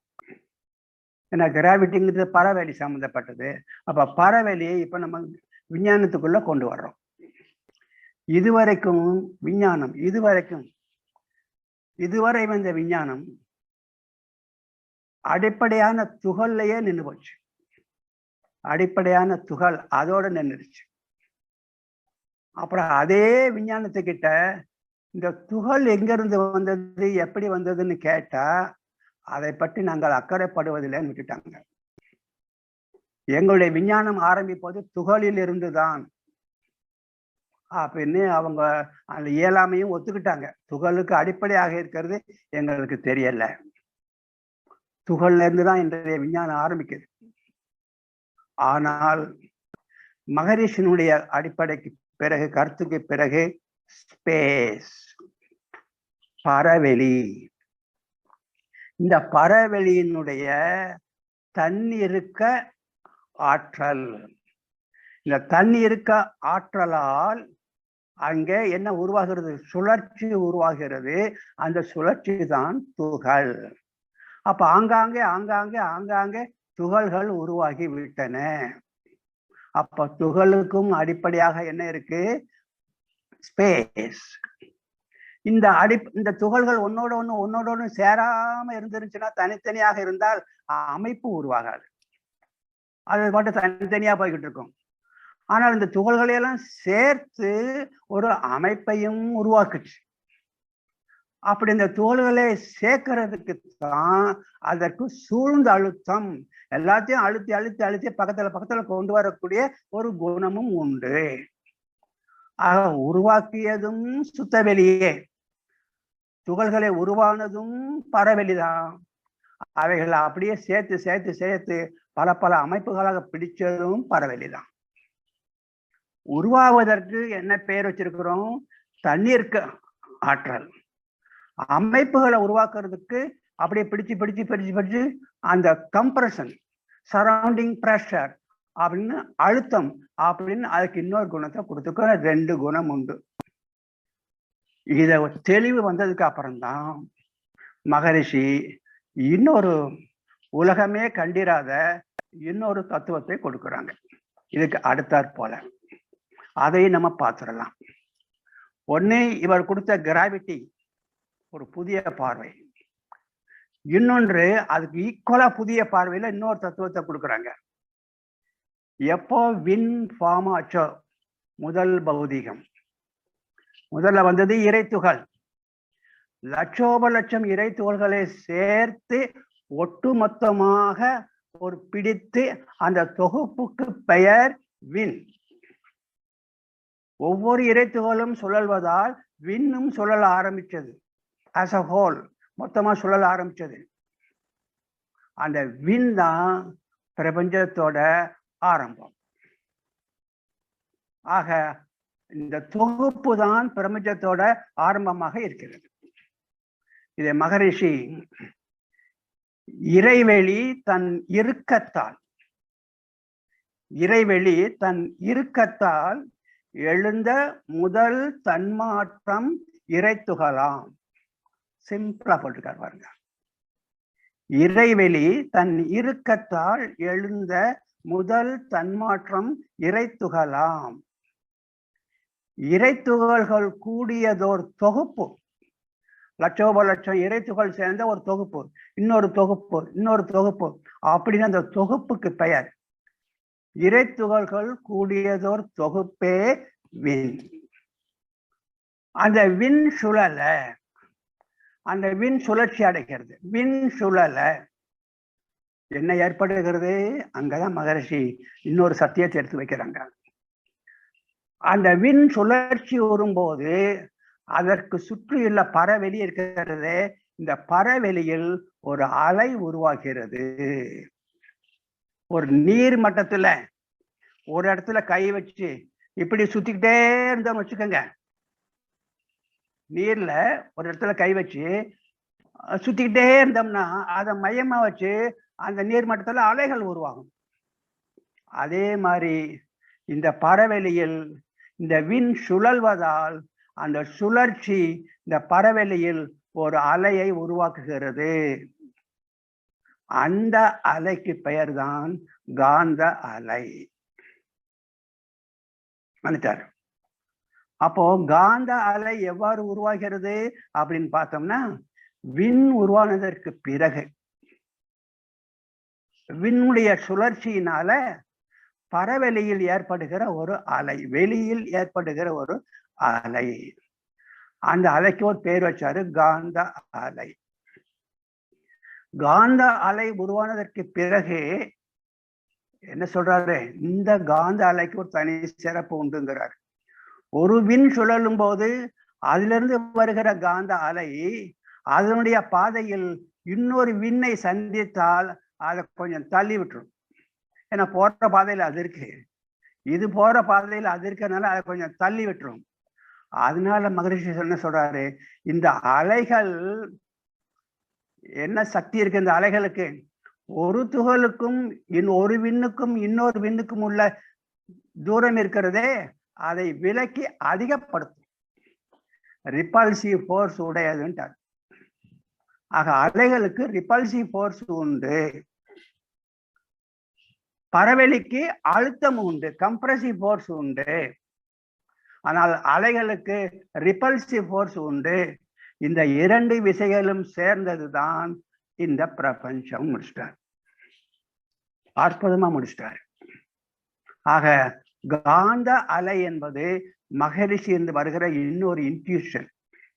இந்த காந்த அலை விஞ்ஞானத்திலும் வெகுவாக பேசப்படவில்லை, தத்துவத்திலும் வெகுவாக பேசப்படவில்லை. இதத்தான் இந்த நிலை, இந்த காந்த அலை எப்படி உருவாகிறதுங்கிற அந்த ஒரு பேர் காட்சி, ஒரு அருங்காட்சி அவரிடம் வந்தபோது அவர் பாடிய பாடல் தான் பிரம்மஞான பாடல். 95ல தான் பிரம்மஞான பாடலை பாடுறார். ஏன்னா அது வரைக்கும் தன்னுடைய கொள்கையை, சித்தாந்தத்தை உருவாக்குறாரு. 95 சொல்லும் போது அவருடைய வயசு 84. அவருடைய 84வது வயதுல தான் அந்த பிரம்மஞானம்ங்கிற ஒரு பெரிய ஒரு சித்தாந்தத்தை உருவாக்குறார். அந்த சித்தாந்த பிரம்மஞானத்துக்கு முன்பாக வந்த ஒரு ஆங்கிலத்துல ஒரு புத்தகம் எழுதினாரு, ஆங்கிலத்துல. அந்த ஆங்கில புத்தகத்துக்கு அவர் வைத்த பெயர் தான் யூனிஃபைடு ஃபோர்ஸ். இந்த பிரபஞ்சத்தில் தோன்றிய வந்த முதலான விசை எந்த விசை? தன்னிருக்க விசை. தன்னிருக்க அழுத்தம் இருக்கிறதே, அதிலிருந்து அனைத்தும் வருகின்றன என்று அதை யூனிஃபைடு ஃபோர்ஸ் என்று எழுதி ஒரு புத்தகம் வெளியிட்டாரு. 95ல எழுதிட்டாரு அந்த ஆங்கில புத்தகம். அந்த ஆங்கில புத்தகம் ஒரு அற்புதமான புத்தகம். அந்த யூனிஃபைடு ஃபோர்ஸ்ல ஆரம்பிச்சு எப்படி அதெல்லாம் செயல்படுதுன்னு சொல்லிட்டு இந்த பிரபஞ்சத்தையே உருவாக்கின கதையை சொல்லிட்டார். அது ரொம்ப பிரபல்யமாக பேசப்பட்டது. இப்ப நம்ம தமிழ்நாட்டில் இருக்கிறவங்க எல்லாம் சாமிஜிகிட்ட போய், சாமிஜி நீங்க ஒரு ஆங்கிலத்துல புக் எழுதியிருக்கீங்க, ரொம்ப நல்லா இருக்குன்னு சொல்றாங்க, ஆனா நாங்க படிக்க முடியாது சாமிஜி, எங்களுக்கு ஆங்கிலம் தெரியாது, அதனால எங்களுக்காக அதை தமிழ் படுத்துங்க சாமிஜி அப்படின்னு ரிக்வெஸ்ட் பண்றாங்க. அப்போ சாமிஜி சரிம்மா நானே பண்ணிடுறேன் அப்படின்னு அந்த வருடத்துல அவர் இருந்த 1 மாத மௌன காலத்துல அதை தமிழ் படுத்தினார். அவர் தமிழ் படுத்தினார். என்ன சென்டென்ஸ் பை சென்டென்ஸ் அவர் பண்ணுவாரு? இல்லை, கருத்தை வாங்கிட்டு ஆங்கிலத்தில் எழுதினாரு, அதே கருத்தை அவர் தமிழ் எழுதுவார், அவ்வளவுதான். ஆக அந்த புத்தகம் டெய்லி 10 பக்கம் 15 பக்கம் போய்கிட்டே இருக்கு. அந்த மௌன காலத்துல கூட 1 மாதம் மௌன காலம், டெய்லி கொஞ்சம் கொஞ்சமா எழுதுறாரு. நான் அப்போ ஆழியால இருக்கிறேன். அவர் கைப்பட எழுதினார். அது பெரிய விஷயம். 84 வயசுல யாருக்கிட்டையும் சொல்லி அவர் எழுதல. அவர் கைப்பட எழுதினார். ஒரு 10-15 பக்கம் எழுதுவாரு. எழுதிட்டு கீழே டு டாக்டர் சோன் சோன் என் பேரை போட்டுருவாரு. டு டாக்டர் சோன் சோ போட்டு கீழே மீட் மீ ஆஃப்டர் 6 PM எல்லாம் ஆங்கிலத்தில் எழுதுவாரு. மீட் மீ ஆஃப்டர் 6 PM அப்படின்னு எழுதி வந்துடும். அவரு மௌன காலத்துல கூட ஒரு 6 மணிக்கு பிறகு அந்த 15 பக்கத்துல பத்தி அன்னைக்கே ஒரு டிஸ்கஷன் அவருக்கு இருக்கணும், சொல்லணும். சாமிஜி இதை நீங்க இப்படி எழுதியிருக்கீங்க, அதை அப்படி போட்டுக்கலாம், இதை எப்படி எழுதியிருக்கலாம், இது நல்லா இருக்கு, இதை கொஞ்சம் மாத்தணும், எங்க அந்த டிஸ்கஷன்ல அவர் அன்னைக்கே தெரிஞ்சுக்கிடுவாரு. அப்புறம் மறுபடியும் ஒரு 15 பக்கம் இப்படியே வந்துகிட்டே இருந்தது. புக்கு பெருசாகிட்டே இருந்தது. ரைட்டு. ஆங்கிலத்துல இவர் என்ன பேர் வச்சிருந்தாருக்காரு? ஆங்கிலத்துல யூனிஃபைடு ஃபோர்ஸ், தன்னிருக்க, அது ஒருங்கிணைப்பு பேராற்றல் கூட சொல்லுவாரு. ஒருங்கிணைப்பு பேராற்றல். அப்ப நாங்கெல்லாம் என்ன நினைச்சோம்னா, தமிழ் புத்தகம் எழுதும் போது அதுக்கு தலைப்பு வந்து ஒருங்கிணைப்பு பேராற்றலும் கொடுப்பாரு அப்படின்னு தான் எதிர்பார்த்தோம். ஏன்னா யூனிஃபைடு ஃபோர்ஸ் புக்கை தானே ஒரு தமிழ்ல எழுதுறாரு. அப்ப தலைப்பு வந்து ஒருங்கிணைப்பு பேராற்றல்னு எழுதுவாரு அப்படின்னு தான் எதிர்பார்த்தோம். ஆனா தலைப்பு யாருக்கிட்டே அவர் சொல்லல, யாருக்கிட்டையும் தலைப்பை சொல்லல. கடைசியில பிரஸுக்கு போகும்போது மட்டும் அந்த தலைப்பை எழுதி அனுப்பிட்டாரு. அந்த புக்கு வந்த போது பார்த்தா தலைப்பு ஒருங்கிணைப்பு பேராற்றல்னு இல்லை, மாறாக தலைப்பு என்ன தலைப்பு? பிரம்ம ஞானம் அப்படின்னு இருக்கு. உடனே நம்ம அன்பர்களுக்கெல்லாம் கொஞ்சம் அவங்களுக்குள்ள ஒரு சலசலப்பு. மகரிஷி தான் சித்தாந்த வழியில வந்தவரே, வேதாந்தத்தை எல்லாம் தவிர்த்துட்டு தானே சித்தாந்தத்துக்கு வந்தாரு. இப்ப கடைசியில மறுபடியும் வேதாந்தத்துக்குள்ள விழுந்துட்டாரே, பிரம்ம ஞானம்னு சொல்றாரு, மறுபடியும் அந்த பிரம்மத்துல விழுந்துட்டாரா, வேதாந்தத்துல விழுந்துட்டாரா அப்படின்னு இவங்களுக்குள்ள ஒரு சின்ன ஒரு சலசலப்பு. அப்புறம் அதை ஒரு காலகட்டத்துக்கு அப்புறமாக மகரிஷிக்கிட்டே அந்த காரணத்தை கேட்டாங்க. அது ஒரு கதை. ரைட். இப்போ இந்த பிரம்மஞான புத்தகத்தை எழுதினதுக்கு அப்புறம்தான் பிரம்மஞான வகுப்பை கொடுக்க ஆரம்பித்தார். இப்ப நம்ம இன்றைய இந்த லெக்சர்ல நம்ம தெரிஞ்சுக்க வேண்டியது என்னன்னு பார்த்தோம்னா, 2 விஷயங்களை இவர் இந்த உலகத்திற்கு தந்திருக்கிறார். அதிமுக்கிய விஷயங்கள். ஒன்று, கிராவிட்டி பற்றிய இவரது தத்துவம். பொருள் கிராவிட்டிக்கு காரணம் அல்ல, மாறாக வெளிதான் கிராவிட்டியினுடைய, வெளியின் தன்மைதான் கிராவிட்டி அப்படின்னு கிராவிட்டியை கொண்டு வந்து ஸ்பேஸோட இணைச்சார். அது ஒரு கருத்து. 2வது கருத்து, விண்ணுடைய சுழற்சியினால வெளி ஒரு அலை உருவாகுது, அந்த அலைதான் காந்த அலை என்று ஒரு 2வது கருத்து. இந்த 2 கருத்துமே வந்து இதுவரை இல்லாத கருத்துக்கள். இதுக்கு அடுத்தபடியாகத்தான் இந்த காந்த அலையினுடைய செயல்பாடு என்ன அப்படின்னு பார்த்தாரு. இந்த காந்த அலை என்ன பண்ணுது, என்ன செயல்பாடு என்ன அப்படின்னு பார்க்கும்போதுதான் இப்போ ஒரு ஜீவனுக்குள்ளையும் என்ன இருக்கு, ஜீவனுக்குள்ள விண்துகள் இருக்கு. அப்ப ஜீவனுக்குள்ள விண் சுழலும் போது அங்கேயும் இந்த அலை உருவாகுது. ஆக ஒவ்வொரு ஜீவனுக்குள்ளையும் இந்த அலை இருக்கு.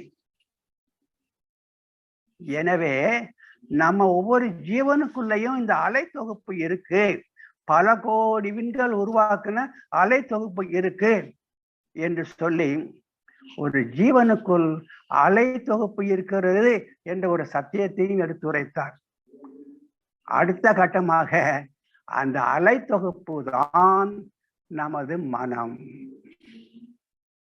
என்று இறுதியாக அவர் முடித்தார் அல்லவங்களா, அங்கதான் வாட் இஸ் மைண்ட் அப்படின்னு ஒரு கிளாரிட்டி வந்தது.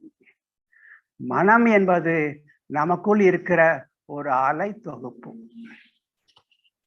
என்று அந்த மனதையும் அலையையும் ரெண்டையும் இணைச்சிட்டாரு. அந்த இணைப்பு வந்ததுக்கு அப்புறம் தான் அவர் பாடினது, மனம் எனும் புதினம் அது சிவகாந்த அலைதான் என்ற ஒரு தெளிவுக்கு வந்துட்டார். ஆக அந்த தெளிவெல்லாம் வந்ததுக்கு அப்புறம் தான் சாரி இப்ப பிரம்மஞான வகுப்பை கொடுத்துடலாம் அப்படின்னு தீர்மானம் பண்ணாரு. 96ல தான் முதல் பிரம்மஞான வகுப்பு வருது. 1996 இந்த பிரம்மஞான புத்தகம் எழுதி வெளியிட்டது திருவாரூர்ல. திருவாரூர்ல தான் அன்றைக்கு அருள்நிதி மூரா ஐயா இருக்காங்க.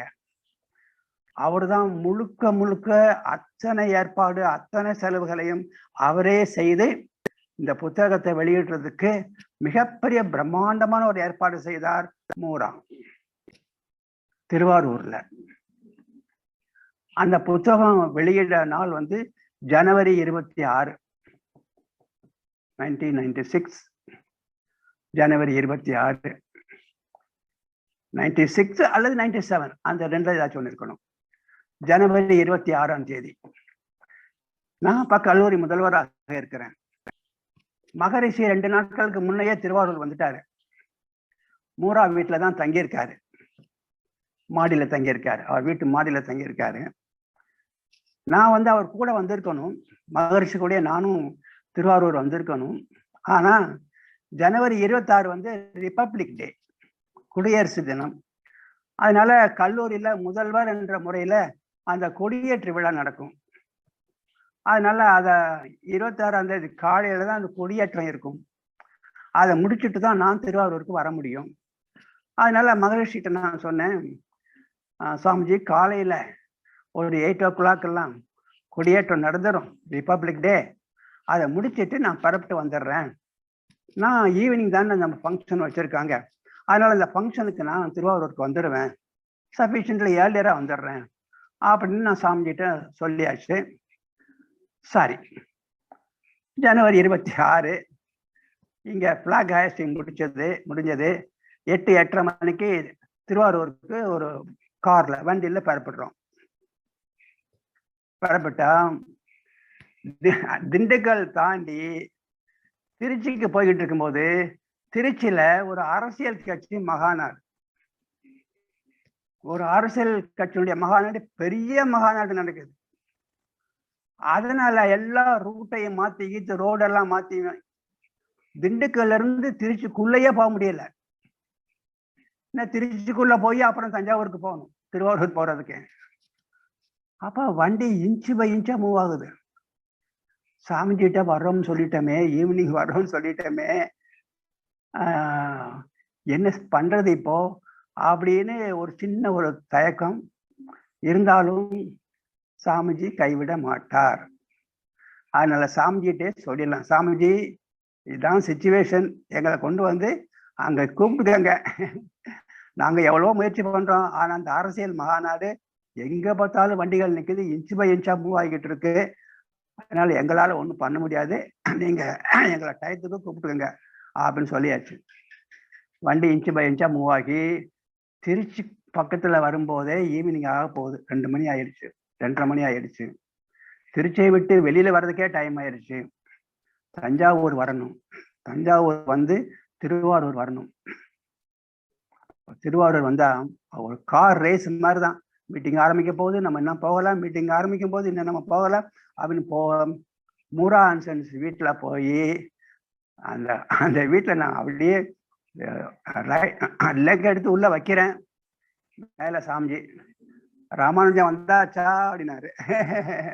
வந்துட்டேன் சாமிஜின்னு நான் டேலி ஆயிடுச்சு, அவ்வளவுதான். எப்படியோ கூப்பிட்டுட்டார். அன்றைக்கு அந்த புத்தக வெளியீடு ஜனவரி 26ஆம் தேதி பிரம்மஞான புத்தகம் வெளியீடு.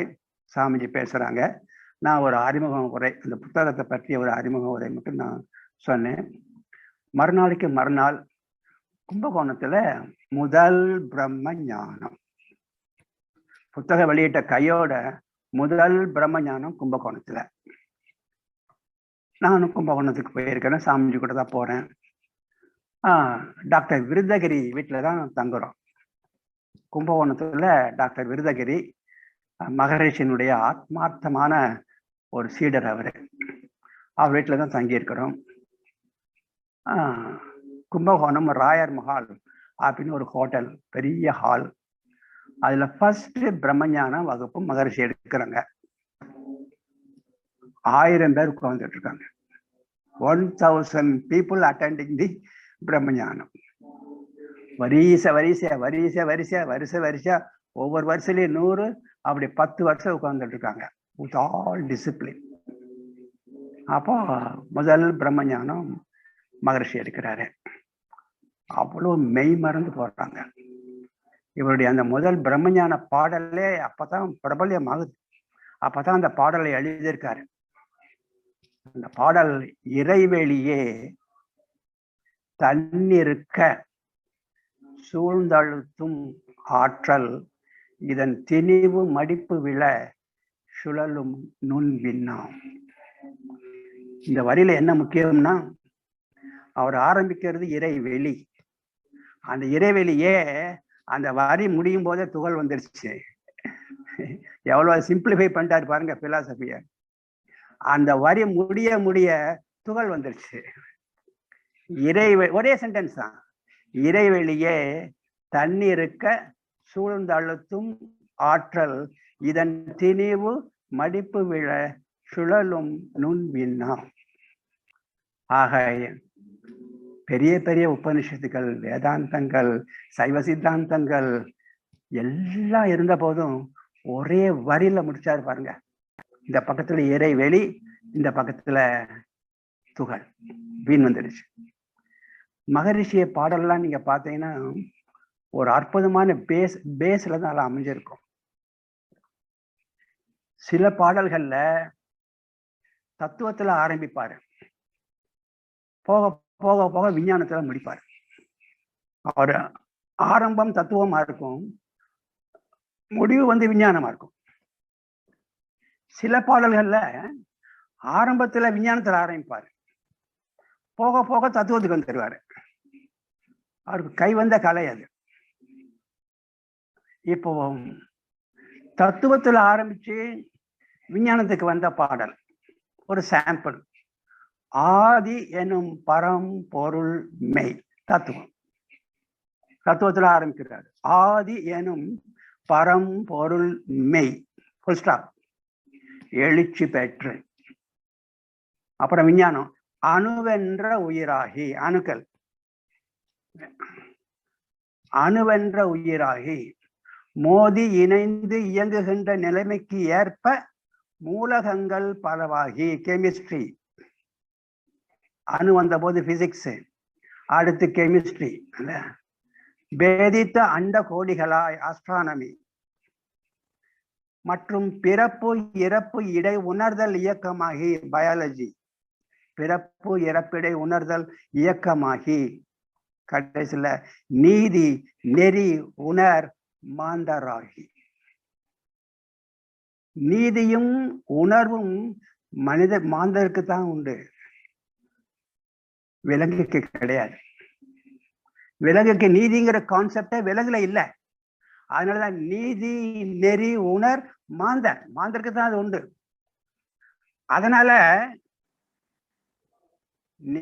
அந்த நீதியே இல்லாம செய்யற விலங்கு இருக்க, அத காரணம் காட்டி நான் ஒரு செய்யக்கூடாது. ஏன் சார், இயற்கையில சிங்கமும் அடிச்சுதான் சார் சாப்பிடுது, அதான இயற்கை. அப்ப நானும் அதான் பண்றேன். ஐயா, சிங்கத்துக்கு நீதியும் கிடையாது நெறியும் கிடையாதுயா. உனக்கு நீதி இருக்கா நெறி இருக்கா இல்லையா? நீ ஏன் அடிச்சு சாப்பிடணும்? அந்த சென்டென்ஸ் பிரமாதமான சென்டென்ஸ். சிங்கத்துக்கு நீதியும் கிடையாது நெறியும் கிடையாது, இஷ்டத்துக்கு பிஹேவ் பண்ணும். அப்படி நான் பிஹேவ் பண்ணலாமா? அத காரணம் காட்டி அதுவும் இயற்கை தான் சார், அடிச்சுதானே சாப்பிடுது அப்படின்னு சொல்லலாமா? இல்ல, அதுக்கு நீதியும் கிடையாதுயா நெறியும் கிடையாது. எனக்கு நீதியும் இருக்கு நெறியும் இருக்கு. நீதி நெறி உணர் மாந்தராகி வாழும் நிலை உணர்ந்து தொண்டு ஆற்றி இன்பம் காண்போம். இதுல தத்துவத்துல ஆரம்பிச்சு விஞ்ஞானத்துக்கு வந்து கர்மயோகத்தையும் முடிச்சிட்டாரு. ஒரே பாடல் தான். உனது கர்மயோகம் எப்படி இருக்கணும்? தொண்டு ஆற்றி இன்பம் காண்போம். இன்னொரு பாடல்ல விஞ்ஞானத்துல ஆரம்பிப்பாரு, ஆனா வர வர தத்துவத்துக்கு வந்துடுவாரு. ஆரம்பம் விஞ்ஞானமா இருக்கும். ஒரு பாடல் சாம்பிள். அழுத்தம் எனும் உந்து ஆற்றல் ஒன்றை கொண்டே அணுமுதலாய் அண்டகோடி அனைத்துமாகி. ஆரம்பம் வந்து அழுத்தம், விஞ்ஞானம், பிரஷர். அழுத்தம் எனும் உந்து ஆற்றல் ஒன்றை கொண்டே அணுமுதலாய் அண்டகோடி அனைத்துமாகி வழுத்தும் ஓர் அறிவு முதல் ஐந்தும் ஆறும் வகை வகையாய் உயிரினங்கள் தோற்றுவித்து முழு திறனுடன் காத்து முடிக்கும் மேலாம் முழு முதற் பொருளே. தத்துவத்துக்கு வந்துட்டாரு. ஆரம்பிச்சது விஞ்ஞானத்துல, முழு முதற் பொருளேன்ட்டாருங்க. அப்புறம் நமக்கு உன்னுடைய பார்வை எப்படி இருக்கணும்? பழுத்த நிலை வரும் வரையில் நீ நான் என்போம், பதமடைந்தோம், ஒன்றானோம், பரமானந்தம். நம்ம பார்வைக்கு வந்துட்டாரு. நான் என்ன, என்னுடைய பார்வை எப்படி இருக்கணும்? பதமடைந்தோம், ஒன்றானோம். ஒன்றே ஒன்றுதான்.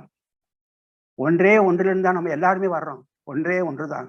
நீ நான் சொன்னோம்னா அது பழுத்த நிலை வருவதற்கு முன்பாக பதமடைந்தோம், ஒன்றானோம், பரமானந்தம்.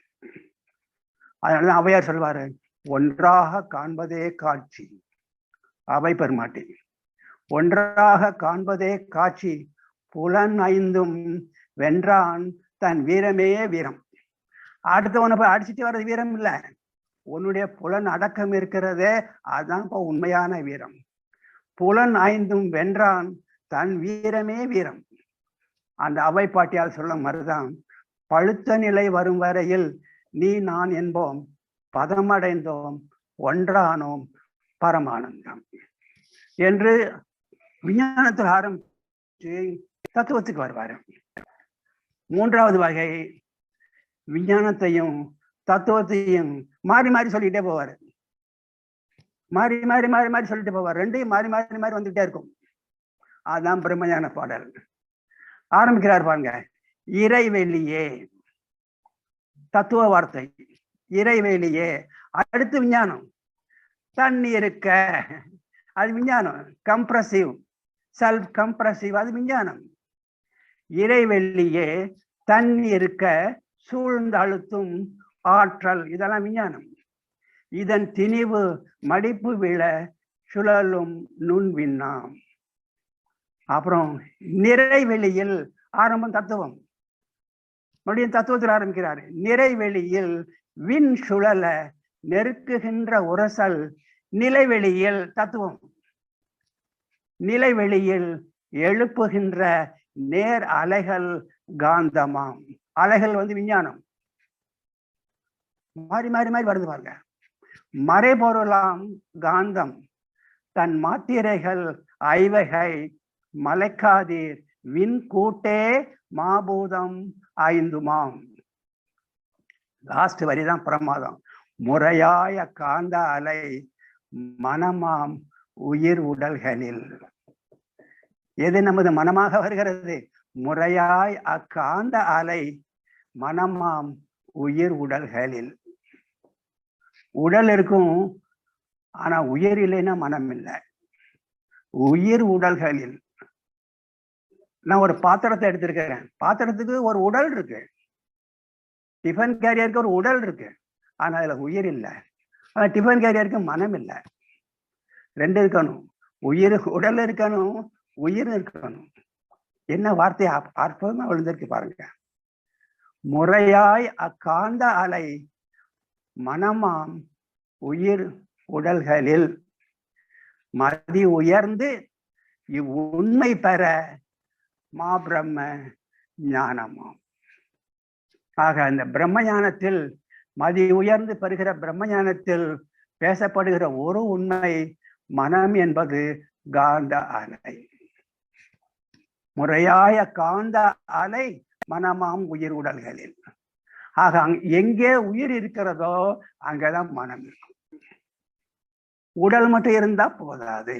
டிஃபன் கேரியருக்கு உடல் இருக்கு, ஆனா மனம் இல்லை, உயிர் இல்லை, அதனால மனம் இல்லை. ஆக உயிர் எங்கே இருக்கிறதோ அதனுடைய சைடு எஃபெக்ட் அதுதான் மனம். அதனால சில சமயங்கள்ல எழுதுவாரு, உயிரின் படர்க்க நிலையே மனம்னு எழுதுவாரு. உயிரின் படர்க்க நிலையே மனம். ஆக இப்ப மனம் என்பதை இப்போ மெல்ல தொட்டு பார்த்துருக்கிறோம், அவ்வளவுதான். இன்னும் எக்ஸ்பிளனேஷனுக்கு விரிவாக நம்ம போகல, தொட்டு பார்த்துருக்கிறோம். இப்ப ஞாபகம் வச்சுக்க வேண்டியது, நமக்குள்ள இருக்கிற காந்த அலை இருக்கு. ஏன்னா நமக்குள்ள இருக்கிற ஒவ்வொரு விண்ணும் சுழற்சி அடையுது, அலையை உருவாக்குது. அப்படி உருவாக்கப்பட்ட அந்த காந்த அலை தான் நமது மனமாக செயல்படுகிறது. ஆகவே மனம் என்பது காந்த அலைக்கு நாம் வைத்திருக்கிற பெயர் மனம் அப்படிங்கிறத மட்டும் இன்னைக்கு பார்த்துடலாம். அடுத்து இந்த மனதனுடைய செயல்பாடுகள் என்ன? இந்த கம்ப்யூட்டர்ல சொல்லுவாங்க ஹார்ட்வேர் சாஃப்ட்வேர்பாங்க. ஹார்ட்வேர்ங்கிறது எதனால் ஆக்கப்பட்டிருக்கிறது, அது ஹார்ட்வேர். சாஃப்ட்வேர் அதை பத்தி கவலை இல்லை, எப்படி உபயோகிப்பது, அது சாஃப்ட்வேர். ஹார்ட்வேர்னா எப்படி உருவாக்கப்பட்டிருக்கு, அது ஹார்ட்வேர் இன்ஜினியர்ஸ்.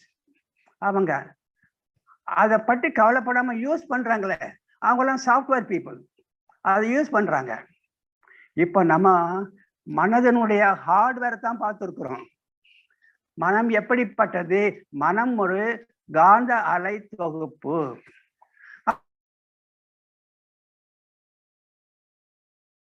அப்ப நம்ம ஹார்ட்வேர் தான் பார்த்திருக்கிறோம், ஹார்ட்வேர். இந்த மனதை நாம் எப்படி உபயோகிப்பது என்று பார்க்கக்கூடிய ஒரு நிலை இருக்கு, அது சாஃப்ட்வேர். அதுக்கு நம்ம அடுத்த வாரத்துல நம்ம வச்சுக்கலாம். ஸோ மனம் என்பதற்கு ஞாபகம் வைத்துக் கொள்ள வேண்டியது, நமக்குள்ளாக இருக்கிற, நமக்கு மட்டும் இல்ல, ஒவ்வொரு ஜீவனுக்குள்ளாகவும், உயிருள்ள ஒவ்வொரு ஜீவனுக்குள்ளாகவும் ஒரு அலை தொகுப்பு இருக்கு. அந்த அலை தொகுப்பு தான் நம்ம அந்த ஜீவனுடைய மனம். ஆக தூய வெளி, பரவெளி, அது சுழற்சி அடைந்து துகளாகியது. அந்த துகள்களின் கூட்டுதான் என்னுடைய உடல். ஆக பரவெளிதான் எனது உடலாக வந்திருக்கு. அது சுழற்சி அடைந்து துகளாகி, துகளுடைய கூட்டுதான் எனது உடல். அதே பரவெளிதான் அசைந்து அசைந்து அலையாகி எனது மனமாக வருகிறது. ஆக எனது மனமாக வந்ததும் பரவெளிதான். ஆக பரவெளி துகளாகி எனது உடலாக வருகிறது, பரவெளி அலையாகி எனது மனமாக வருகிறது என்றால் நான் யார்? பரவெளியே. பரவெளியை தவிர எனக்குள்ள என்ன இருக்கு? உடல் இருக்கு, உயிர் இருக்கு. பரவெளிதான் துகளாகி உடலாக வருது, அதே பரவெளிதான் அலையாகி என் மனமாக வருது. அப்போ பரவெளியை தவிர என்கிட்ட என்ன இருக்கு?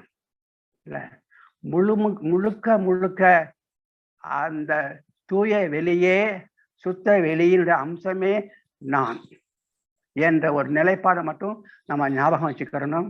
ஒரு சின்ன ஒரு குறிப்பு கூட நீங்க ஞாபகம் வச்சுக்கலாம். நீங்க ஒரு பலகார கடைக்கு போனீங்கன்னா, இப்போ ஒரு ஃபேமஸ் பலகார கடைக்கு போங்க, அங்க ஒரு போர்டு எழுதியிருப்பாங்க. ஒரு போர்டு எழுதி போட்டிருக்கும், இங்குள்ள பலகாரங்கள் அனைத்தும் சுத்த நெய்யினால் செய்யப்பட்டதுன்னு ஒரு போர்டு இருக்கும். இங்குள்ள பலகாரங்கள் அனைத்தும் சுத்த நெய்யினால் செய்யப்பட்டவைன்னு ஒரு போர்டு இருக்கும். அதே மாதிரி நீங்களும் வீட்டுல போட்டிருக்க ஒரு போர்டை, இங்குள்ள அனைத்தும் சுத்த வெளியினால் செய்யப்பட்டது.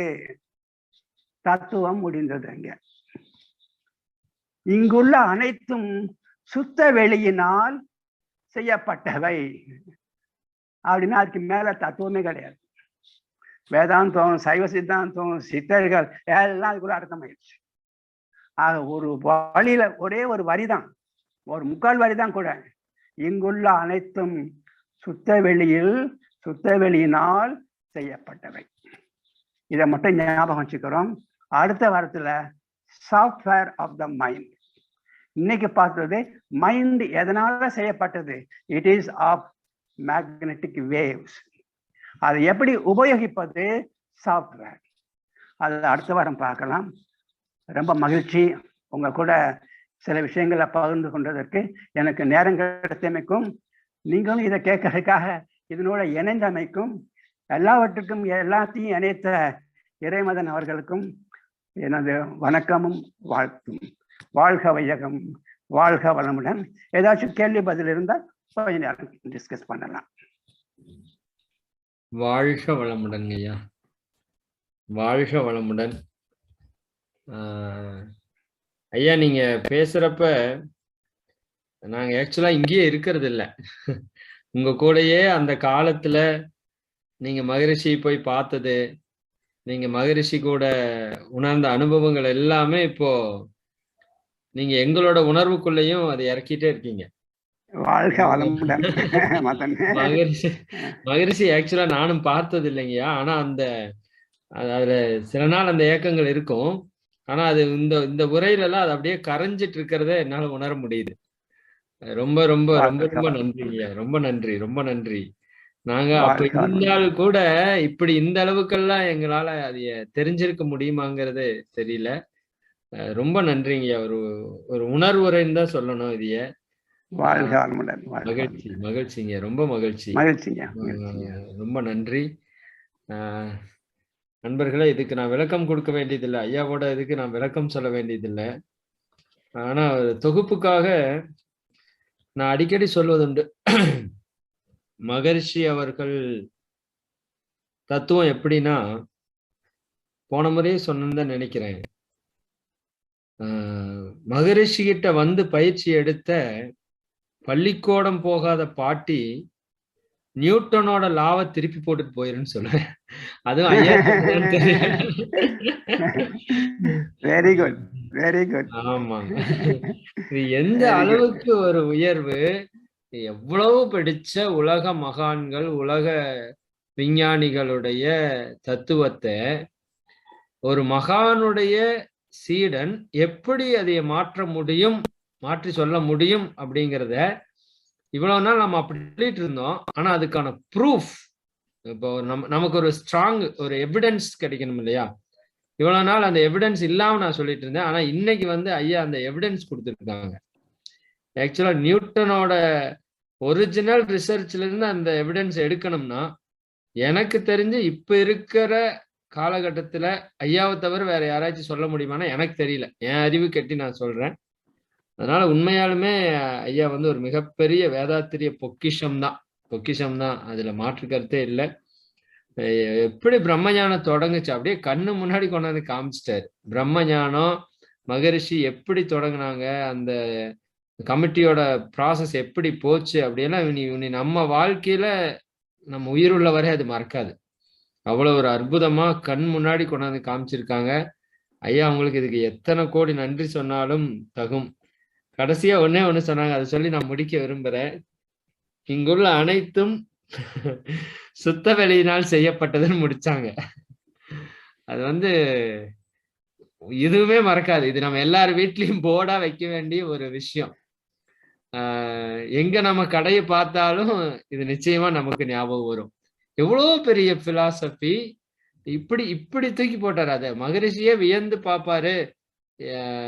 அழகர் ராமானுஜம் என்னோட தத்துவத்தை என்னை விட நல்லா சொல்றாருன்னு மகரிஷி சொல்லியிருக்காரு. அது வந்து மிகையே இல்லைங்கய்யா, அது மிகையே இல்லை. அந்த மகான் உங்களை கொண்டாடுனதுல மிகையே இல்லை. அந்த அளவுக்கு ஒரு அற்புத ஆன்மாவோட நாம இருக்கிறோம் அப்படிங்கிறதே உண்மையாலுமே எங்களுக்கு பெருமைங்கய்யா. ரொம்ப மகிழ்ச்சி, ரொம்ப மகிழ்ச்சி. இறைக்கும் குருவுக்கும் எவ்வளவு நன்றி சொல்றது. ஏன்னா இந்த விஷயத்தையே வேற எங்க போனாலும் நீங்க சத்தியமா பெற முடியாதுங்கய்யா. உங்களை தவிர வேற யாருக்கிட்டையும் இதை பெற முடியுமான்னு எனக்கு தெரியல. ஏன்னா நீங்க இல்லைன்னா இதை பெற முடியாது. அப்படி ஒரு ஞானம், எப்படி மகரிஷி இல்லாட்டி அந்த ஞானத்தை பெற முடியாதோ அப்படி அவர்களோட இருந்த நீங்க இல்லைன்னா இந்த ஞானத்தை நிச்சயமா எங்களால் பெற. ஆனா இந்த ஞானம் இருந்தால்தான், இந்த ஞானம் அடுத்த தலைமுறைக்கு சென்றால்தான் நீங்க சொல்ற அந்த உலக அமைதிக்கான பங்குல அந்த தலைமுறையோட பங்கு இருக்கும். நீங்க இதை வந்து ரொம்ப மாணவர்களுக்கு நிறைய சொல்லிட்டு இருக்கீங்க. நானும் கேள்விப்பட்டிருக்கேன். நானும் ஒரு முறை வந்திருக்கேன். ஐயா இந்த தத்துவத்தை கல்லூரிகள்ல நிறைய விதைச்சிட்டு இருக்காங்க அழகர் ஐயா. அங்க விதைக்கணும். அங்க விதைக்கப்பட வேண்டிய ஒரு விஷயம் தான் இது. அந்த அளவுக்கு ஒரு அற்புதமான விஷயங்கய்யா. மகிழ்ச்சி, ரொம்ப நெகிழ்ச்சியா இருக்கு எங்களுக்கு. மனதை பற்றி அடுத்த வாரம் கேட்கறதுக்கு ரொம்ப ஆர்வமா இருக்கிறோம். ரொம்ப மகிழ்ச்சி. ஐயா அவர்களை நாம் அனைவரும் வாழ்த்தி மகிழ்வோம். அன்பர்கள் அனைவரும் துரிய நிலைக்கு வந்துடலாம்.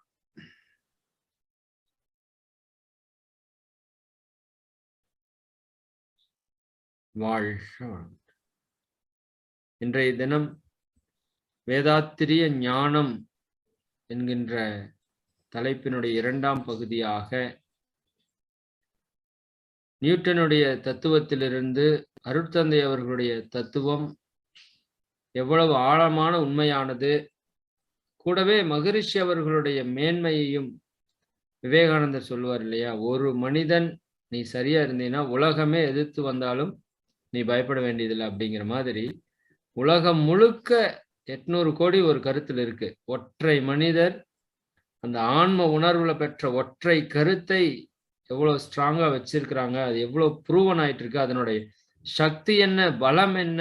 அப்ப எப்பேற்பட்ட ஒரு மனிதர், ஒரு மகான் கிட்ட நாம் இருக்கிறோம் அப்படிங்கிறத உண்மையாலுமே அது நீ பிற்காலத்துலதான் அது போற்றப்படும் அப்படிங்கிற அளவுக்கு ஒரு அற்புதமான தத்துவத்தை, மகானுடைய மேன்மையை, அவருடைய ஞானத்தை நமக்கெல்லாம் விதைத்திருக்கின்ற முனைவர் அழகர் ராமானுஜம் ஐயா அவர்கள் வாழ்க வளமுடன். முனைவர் அழகர் ராமானுஜம் ஐயா அவர்கள் வாழ்க வளமுடன். முனைவர் அழகர் ராமானுஜம் ஐயா அவர்கள் அருட்பேராற்றல் கருணையினால் உடல் நலம், நீல ஆயுள், நிறை செல்வம், உயர் புகழ், மெய்ஞானம் ஓங்கி வாழ்க வளமுடன், வாழ்க வளமுடன், வாழ்க வளமுடன். ஐயா அடிக்கடி சொல்லுவாங்க நீடூடி வாழ்க, நிறைவாக வாழ்கன்னு. அது வந்து நாங்க எல்லாருமே சொல்றோங்க ஐயா. நீங்க 100 ஆண்டுகளுக்கு மேல வாழணும், இந்த தத்துவத்தை உலகம் முழுக்க நீங்க கொண்டு செல்லணும், உங்க காலத்திலேயே இது விஞ்ஞானத்தால ஏற்றுக்கொள்ளப்படும் படணும் அப்படிங்கிறது எங்களுடைய தாழ்மையான பிரார்த்தனை வைத்துக் கொள்கிறோம். மிக்க மகிழ்ச்சி, மிக்க மகிழ்ச்சி. வாழ்க வளமுடன், வாழ்க வளமுடன். அன்பர்களே, சில அறிவிப்புகள், அதை தொடர்ந்து ஐயா கூட நம்ம கேள்வி பதில் நிகழ்வுல பங்கு பெறலாம். அறிவிப்புகள் வந்துங்க, நாளைக்கு வியாழக்கிழமை ஒவ்வொரு வியாழக்கிழமையும் மதியம் 12 to 1:30 மணி வரை மௌனம் நடத்தலாம் அப்படின்னு சென்ற வாரம் அறிவிப்பு கொடுத்திருந்தோம். அதனால தற்சோதனை வகுப்பு நாளைக்கு இருக்காது. அதுக்குன்னு அவங்கெல்லாம் வர வேண்டாம்னு அர்த்தம் இல்லை. நாளைக்கு மௌனம் பேராசிரியர் நன்மணி ஐயா அவர்கள், ஞானாசிரியர், மிகச்சிறந்த தவத்திலே ஆழம் கண்டவர், தத்துவத்திலே தெளிவு பெற்றவர். நாளைக்கு மிக ஒரு அற்புதமான மௌனத்தை நமக்கு நிகழ்த்தி கொடுக்க இருக்கிறார்கள். 12 மணியிலிருந்து 1:30 மணி வரை 1.5 மணி நேரம் தான். அதனால அன்பர்கள் அதுல நீங்க முழுமையாக கலந்து சிறப்பு செய்யுமாறு அன்போடு கேட்டுக்கொள்கின்றோம். ஒவ்வொரு வியாழக்கிழமையுமே நீ மௌனம் இருக்கும், அதுல நீங்க வந்து முழுமையாக கலந்து கொள்ளலாம். அதே போல நாளை வியாழக்கிழமை மாலை ஞான ரிஷி AS ராதாகிருஷ்ணன் ஐயா அவர்களுடைய தெய்வீக உரை யோக வாழ்வு என்கின்ற தலைப்பிலே நமக்கு கிடைத்திருக்கிறது. அதை பொறுத்த வரைக்கும் நம்ம அந்த டைமிங் வந்து பார்த்தீங்கன்னா மாலை 7 to 8, அது 1 hour மட்டும். நீங்க நம்ம எப்பவும் போல வந்துடுறோம், ஈவினிங் தவம் முடிச்சிடுறோம். தவம் முடிச்சதுக்கு அப்புறம் 6 மணிக்கு நம்ம ஜூம் க்ளோஸ் பண்ணிடுவோம். க்ளோஸ் பண்ணிட்டு 6 to 7 1 hour பிரேக்கு. அதை நீங்க மௌனமாகவும் வைத்துக் கொள்ளலாம்.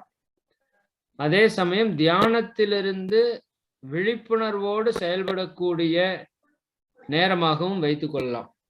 நமக்கு ஒரு தற்சோதனை கூட வச்சுக்கோங்களேன். அதுவுமே நம்ம விழிப்போட செயல்படுறோமா, அந்த 1 hour அவேர்னஸ் வித் அவேர்னஸ் அப்படிங்கிறதும் மௌனத்துக்கும் அதை பயன்படுத்திக்கலாம். 7 to 8 வகுப்பு இருக்கும். அதில் ஐயா நமக்கு யோக வாழ்வை பற்றி தெளிவாக விளக்குவார்கள். எனவே அன்பர்கள் அதுக்கு தகுந்த மாதிரி நீங்க திட்டமிட்டுக்கோங்க. மிக்க மகிழ்ச்சி. காலை எப்பொழுதும் போல 4:30க்கு பயிற்சி இருக்கும். புதிய புதிய அன்பர்கள் எல்லாம் நிறைய நீங்க இணைந்து கொண்டே இருக்கிறீங்க. எங்களுக்கு ரொம்ப ரொம்ப சந்தோஷம். அதே மாதிரி நம்ம யூடியூப் சேனல் ஒரு 10,000 சப்ஸ்கிரைபர்ஸை தாண்டி இருக்கு. நேத்து அது அந்த அளவுக்கு நிறைவாயிருக்கு. அதுக்கு உங்க எல்லோருக்குமே ரொம்ப ரொம்ப நன்றி. நம்முடைய வாழ்த்துக்கள். ஒவ்வொரு நாளும் இயற்கை குரு நம்மளை உயர்த்தி கொண்டே இருக்கிறார்கள். அதற்கு ரொம்ப நன்றி. ஒரே ஒரு ஸ்பெஷல் பிரேயர் மட்டும். நம்ம sky yoga TV YouTube channel அது பேன் பண்ணியிருக்காங்கன்னு சொன்னாங்க. அதுக்கு நம்மளோட வாழ்த்து நிச்சயமா அதை திறப்பதற்கு உதவி செய்யும். மகரிஷி சொல்லுவாங்க, வாழ்த்தால் சாதிக்க இயலாத காரியம் எதுவுமே இல்லை அப்படின்னு.